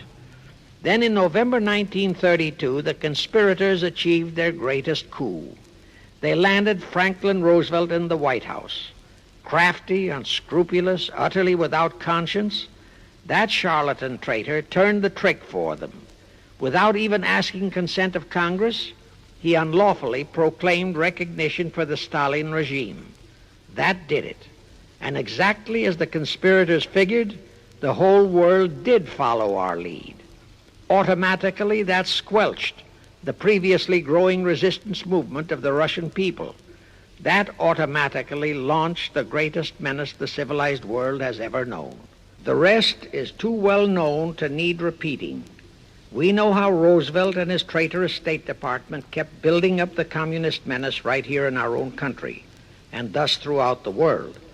We know how he perpetrated that Pearl Harbor atrocity for his excuse to hurl us into World War II. We know all about his secret meetings with Stalin at Yalta and how he, with Eisenhower's help, delivered the Balkans and Berlin to Moscow. And last, but by no means least, we know that 20th century Benedict Arnold not only dragged us into that new corridor, the United Nations, into one world government, but actually schemed all the arrangements to plant it within our country. In short, the day that Roosevelt entered the White House, the CFR conspirators regained full control of our foreign relations machinery and firmly established the United Nations as the housing for the Illuminati one world government. I wish to stress one other very vital point. That Wilson League of Nations flop brought Schiff and his gang to the realization that control of just the Democratic Party was not enough. True, they could create a crisis during the Republican administration, as they did in 1929 with their Federal Reserve manufactured crash and depression, which would bring another Democrat stooge back into the White House. But they realized that a 4-year disruption in their control of our foreign relation policies could play havoc with the progress of their conspiracy. It could even break up their entire strategy, as it almost did before Roosevelt saved it with his recognition of the Stalin regime. Thereupon, after that Wilson debacle, they began to formulate plans to achieve control of both of our national parties. But that posed a problem for them. Manpower, stooges in the Republican Party, also added manpower for the Democratic Party, because control of just the man in the White House would not be enough. They'd have to provide that man with trained stooges for his entire cabinet, men to head the State Department, the Treasury Department, the Pentagon, the CIA, the USIA, etc. In short, every member of the various cabinets would have to be a chosen tool of the CFR, such as Rusk and McNamara, also all undersecretaries and assistant secretaries. That would give the conspirators absolute control of all our policies, both domestic and, most important, foreign. That course of action would require a reserve pool of trained stooges, instantaneously ready for administrative changes and for all other exigencies. All such stooges would of necessity have to be men of national reputation, high in the esteem of the people, but they would have to be men without honor, without scruple, without conscience, men who would be vulnerable to blackmail. It is needless for me to stress how well the CFR succeeded. The immortal Joe McCarthy fully revealed that there are thousands of such security risks in all federal agencies. Scott McCloud unmasked thousands more, and you know the price Otepka has had to pay and is still paying for his expositions before a Senate committee of the traitors in the State Department. And you know that the men in the State Department who delivered Cuba to Castro have not only been shielded, but promoted. To the crux of the whole one-world government plot and the maneuvering necessary to create another League of Nations to house such a government. As I have already stated, the conspirators knew that only another world war was vital for the success of their plot. It would have to be such a horrifying world war that the peoples of the world would cry out for the creation of some kind of a world organization that could assure everlasting peace. But how could such a war be brought about? All the European nations were at peace. None had any quarrels with their neighboring nations. And certainly their tools in Moscow wouldn't dare to start a war. Even Stalin realized that it would mean the overthrow of his regime unless so-called patriotism would weld the Russian people behind him. But the conspirators had to have a war. They had to find or create some kind of an incident to launch it. And they found it in a little inconspicuous and repulsive little man who called himself Adolf Hitler. Hitler, an impecunious Austrian house painter, had been a corporal in the German army. He made the defeat of Germany into a personal grievance. He began to rabble-rouse about it in the Munich, Germany area.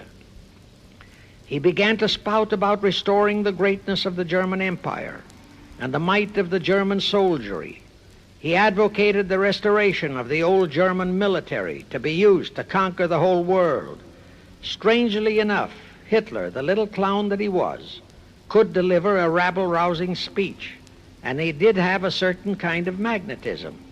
But the new authorities in Germany didn't want any more wars, and they promptly threw the obnoxious Austrian house painter into a prison cell. Aha! Here was the man, decided the conspirators, who, properly directed and financed, could be the key to another world war. So while he was in prison, they had Rudolf Hess and Goering write a book which they titled Mein Kampf and attributed the authorship to Hitler, exactly as Litvinov wrote Mission to Moscow and attributed the authorship to Joseph Davies, then our ambassador to Russia and a stooge of the CFR. In Mein Kampf, Hitler, the pseudo-author, outlined his grievances and how he would restore the German people to their former greatness. The conspirators then arranged for a wide circulation of the book among the German people in order to arouse a fanatical following for him. On his release from prison, also arranged by the conspirators, they began to groom him and finance him to travel to other parts of Germany to deliver his rabble-rousing speeches. Soon he gathered a growing following among other veterans of the war, and that soon spread to the masses, who began to see in him a savior for their beloved Germany. Then came his leadership of what he called his Brown Shirt Army and the March on Berlin. That required a great deal of financing, but the Rothschilds, the Warburgs, and others of the conspirators provided all the money he needed. Gradually, Hitler became the idol of the German people, and then they overthrew the von Hindenburg government, and Hitler became the new Führer. But that still was no reason for a war. The rest of the world watched Hitler's rise, but saw no reason to interfere in what was distinctly a domestic condition within Germany. Certainly none of the other nations felt it was a reason for another war against Germany, and the German people were not yet incited into enough of a frenzy to commit any acts against any neighboring nation, not even against France, that would lead to a war. The conspirators realized they would have to create such a frenzy that would cause the German people to throw caution to the winds and at the same time horrify the whole world. And incidentally, Mein Kampf was actually a follow-up of Karl Marx's book, A World Without Jews. The conspirators suddenly remembered how the Schiff Rothschild gang had engineered the pogroms in Russia, which slaughtered many, many thousands of Jews and created a worldwide hatred for Russia. And they decided to use that same unconscionable trick to inflame the new Hitler-led German people into a murderous hatred of the Jews. Now, it is true that the German people never had any particular affection for the Jews, but neither did they have an ingrained hatred for them. Such a hatred would have to be manufactured, so Hitler was used to create it. This idea more than appealed to Hitler. He saw in it the grisly gimmick to make him the God-man of the German people. Thus, craftily inspired and coached by his financial advisors, the Warburgs, Rothschilds, and all the Illuminati masterminds, he blamed the Jews for the hated Versailles Treaty and for the financial ruination that followed the war. The rest is history. We know all about the Hitler concentration camps and the incineration of hundreds of thousands of Jews, not the 6 million, nor even the 600,000 claimed by the conspirators, but it was enough. And here let me reiterate how little the internationalist bankers, the Rothschilds, Schiffs, Lehmans, Warburgs, Baruchs, care about their racial brethren who were the victims of their nefarious schemes. In their eyes, the slaughter of the several 100,000 innocent Jews by Hitler didn't bother them at all. They considered it a necessary sacrifice to further their Illuminati one-world plot, just as the slaughter of the many millions in the wars that followed was a similar necessary sacrifice. And here is another grisly detail about those concentration camps. Many of the Hitler soldier executioners in those camps had previously been sent to Russia to acquire their arts of torture and brutalization so as to emphasize the horrors of the atrocities. All this created a new worldwide hatred for the German people, but it still did not provide a cause for war. Thereupon Hitler was incited to demand the Sudetenland. You remember how Chamberlain and the then diplomats of Czechoslovakia and France surrendered to that demand. That led to further Hitlerian demands for territories in Poland and in the French Saar territories. Those demands were rejected. Then came his pact with Stalin. Hitler had been screaming hatred against communism. Oh, how he ranted against communism. But actually, Nazism was nothing but socialism, and communism is, in fact, socialism. But Hitler disregarded all that. He entered into a pact with Stalin to attack and divide Poland between them. While Stalin marched into one part of Poland, for which he was never blamed, the Illuminati mastermind saw to that. Hitler launched a blitzkrieg on Poland from his side. The conspirators finally had their new world war, and what a horrible war it was. And in 1945, the conspirators finally achieved the United Nations, their new housing for their one world government. And truly amazing, all of the American people hailed this foul outfit as a holy of holies, even after all the true facts about how the UN was created were revealed. The American people continued to worship that evil outfit. Even after Alger Hiss was unmasked as a Soviet spy and traitor, the American people continued to believe in the UN. Even after I had publicly revealed the secret agreement between Hiss and Molotov that a Russian would always be the head of the military secretariat, and by that token, the real master of the UN, most of the American people continued to believe that the UN could do no wrong. Even after Trygve Lie, the first Secretary General of the UN, confirmed that Hiss-Molotov secret agreement in his book For the Cause of Peace, the vast majority of our people refused to lose faith in the UN. Even after the truth about the Korean War was revealed, how the Russian General Vasiliev, head of that UN military secretariat, was given a leave of absence by the UN so that he could take command of the North Koreans and Red Chinese who were fighting the so-called UN police action under our own General MacArthur, who by orders of the UN was fired by the pusillanimous Truman in order to prevent his winning that war, our people still believed in the UN. Despite our 150,000 sons who were murdered and maimed in that war, the people continued to regard the UN as a sure means for peace. Even after it was revealed in 1951 that the UN, using our own American soldiers under UN command and the UN flag, in collusion with our traitorous State Department and the Pentagon, had been invading many small cities in California and Texas in order to perfect their plan for the complete takeover of our country, most of our people brushed it off and continued their belief that the UN is a holy of holies. Do you know that the UN Charter was written by traitor Alger Hiss, Molotov, and Wyszynski? That Hiss and Molotov had made that secret agreement that the military chief of the UN was always to be a Russian appointed by Moscow?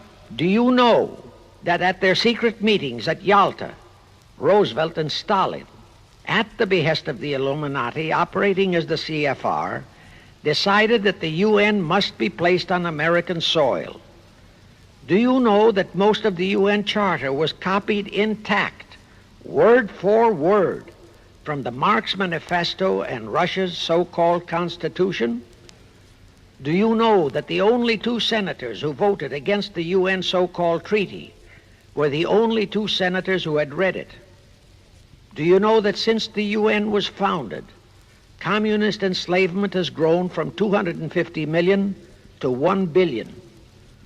Do you know that since the UN was founded to ensure peace, there have been at least 20 major wars incited by the UN, just as they are now inciting a war against Little Rhodesia? Do you know that under the UN setup, the American taxpayers have been forced to make up the UN Treasury deficit of many millions of dollars because of Russia's refusal to pay her share?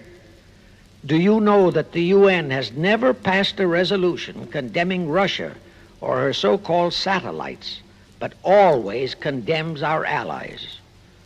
Do you know that J. Edgar Hoover said, "The overwhelming majority of the communist delegations to the UN are espionage agents"?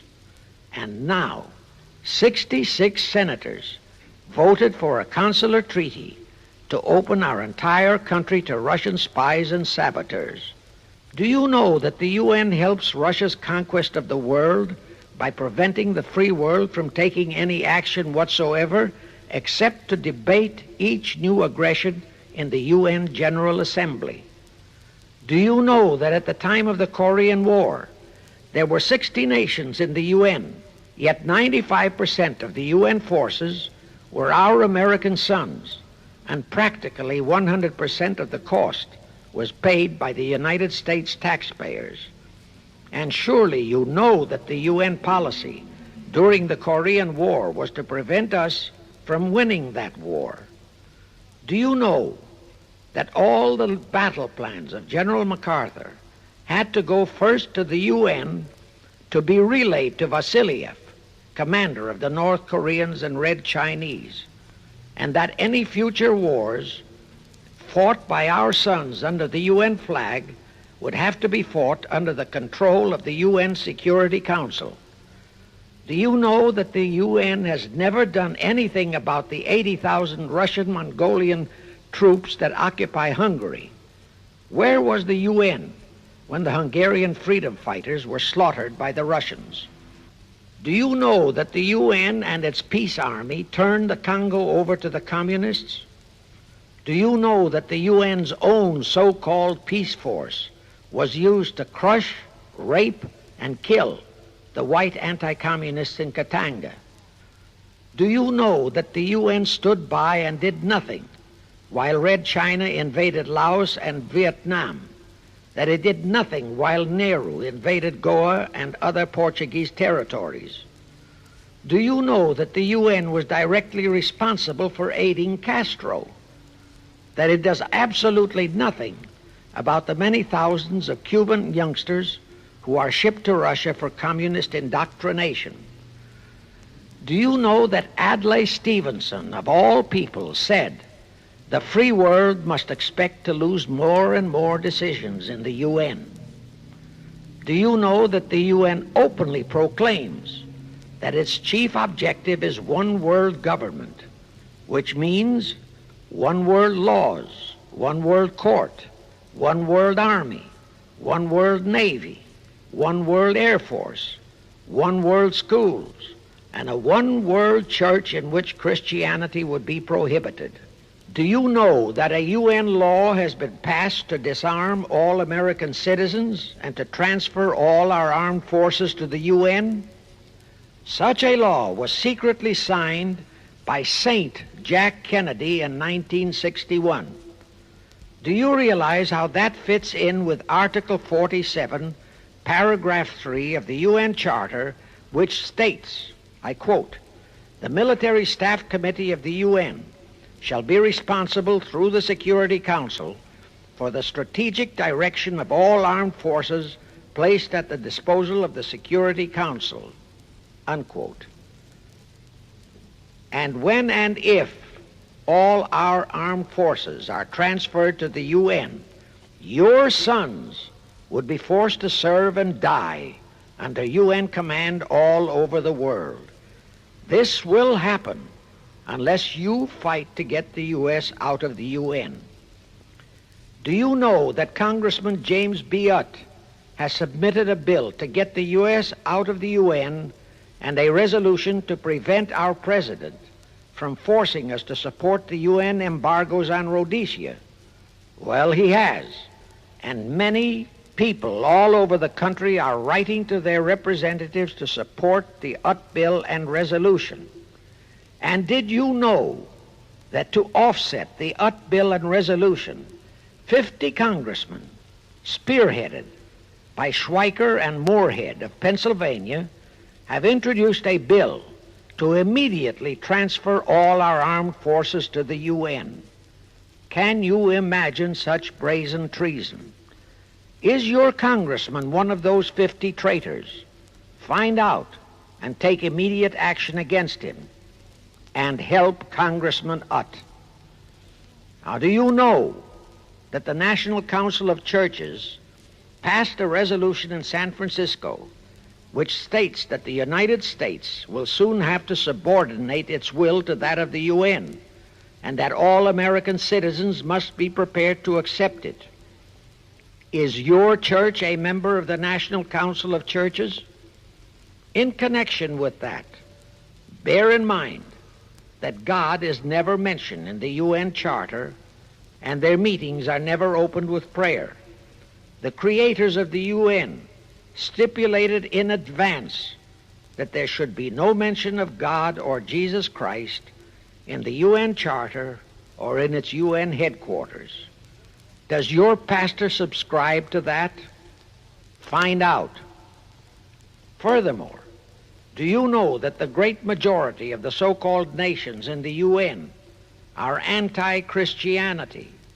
That the UN is a completely godless organization by orders of its creators, the CFR Illuminati. Now, Have you heard enough of the truth about the Illuminati's United Nations? Do you want to leave your sons and our precious country to the unholy mercy of the Illuminati's United Nations? If you don't, write, telegraph, or phone your representatives and senators that they must support Congressman Utt's bill to get the U.S. out of the UN and the UN out of the U.S. Do it today, now, before you forget. It is the only salvation for your sons and for our country. Now I have one more vital message to deliver.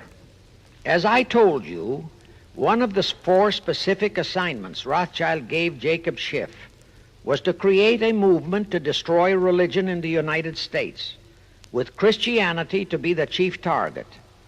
For a very obvious reason, the Anti-Defamation League wouldn't dare to attempt it, because such an attempt could create the most terrible bloodbath in the history of the world, not only for the ADL and the conspirators, but for the millions of innocent Jews. Schiff turned that job over to Rockefeller for another specific reason. The destruction of Christianity could be accomplished only by those who are entrusted to preserve it, by the pastors, the men of the cloth. As a starter, John D. Rockefeller picked up a young so-called Christian minister by the name of Dr. Harry F. Ward, Reverend Ward, if you please. At that time, he was teaching religion at the Union Theological Seminary. Rockefeller found a very willing Judas in this reverend. Thereupon, in 1907, he financed him to set up the Methodist Foundation of Social Service. And Ward's job was to teach bright young men to become so-called ministers of Christ and to place them as pastors of churches. While teaching them to become ministers, the Reverend Ward also taught them how to very subtly and craftily preach to their congregations that the entire story of Christ is a myth, to cast doubts on the divinity of Christ, to cast doubts about the Virgin Mary. In short, to cast doubts on Christianity as a whole. It was not to be a direct attack, but much of it by crafty insinuation that was to be applied in particular to the youth in the Sunday schools. Remember Lenin's statement, "Give me just one generation of youth and I'll transform the whole world." Then, in 1908, the Methodist Foundation of Social Service, which incidentally was America's first Communist Front organization, changed its name to the Federal Council of Churches. By 1950, the Federal Council of Churches was becoming very suspect. So in 1950, they changed the name to the National Council of Churches. Do I have to tell you more about how this National Council of Churches is deliberately destroying faith in Christianity? I don't think so. But this I will tell you. If you are a member of any congregation whose pastor and church are members of this Judas organization, your contributions are helping the Illuminati's plot to destroy religion and your faith in God and Jesus Christ. Thus you are deliberately delivering your children to be indoctrinated with disbelief in God and church, and which can easily transform them into atheists. Find out immediately if your church is a member of the National Council of Churches, and for the love of God and your children, if it is, withdraw from it at once. However, let me warn you, that same destroy religion process has been infiltrated into other denominations. If you have seen the Negro March on Selma and other such demonstrations, you have seen how the Negro mobs are led and encouraged by ministers and even Catholic priests and nuns who march along with them. As a matter of fact, the Mormon Church is about the only one I know of that is clean of that kind of Judas infiltration. But of course, There are many individual churches and pastors who are honest and sincere. Find one such for yourself and for your children.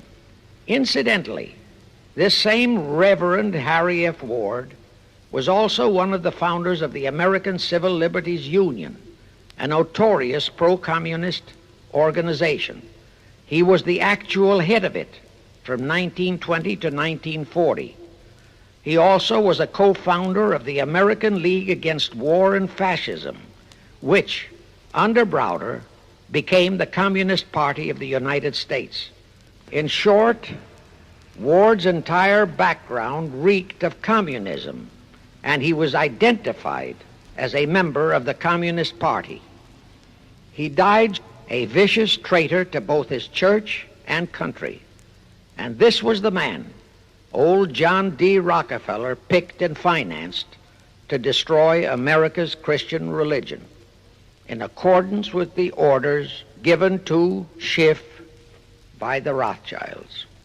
In conclusion, I have this to say. You probably are familiar with the story of how one Dr. Frankenstein created a monster to do his will of destroying his chosen victims, but how instead, in the end, that monster turned on his own creator, Frankenstein, and destroyed him. Well, the Illuminati, CFR, has created a monster called the United Nations, who, supported by their minority groups, rioting Negroes, the traitorous mass communications media, and the traitors in Washington, was created to destroy the American people. Well, we know all about that many-headed Hydra monster. We know the names of those who created that monster. We know all their names. And I predict that one fine day the American people will come fully awake and cause that very monster to destroy its creator. True, the majority of our people are still being brainwashed, deceived, and deluded by our traitorous press, TV, and radio, and by our traitors in Washington. But surely, by now, enough is known about the UN to stamp that outfit as a deadly, poisonous rattlesnake in our midst. My only wonder is what it will take to awaken and arouse our people to the full truth. Perhaps this record will do it.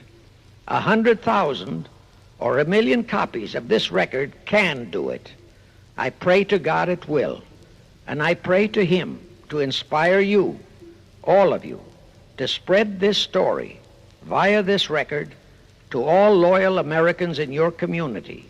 You can do it by playing it to study groups assembled in your homes, at meetings of the American Legion, the VFW, the DAR, all other civic groups and women's clubs, especially the women's clubs who have their sons' lives at stake. With this record, I have provided you with the weapon that will destroy the monster. For the love of God, of our country, and of your children, use it. Get a copy of it into every American home.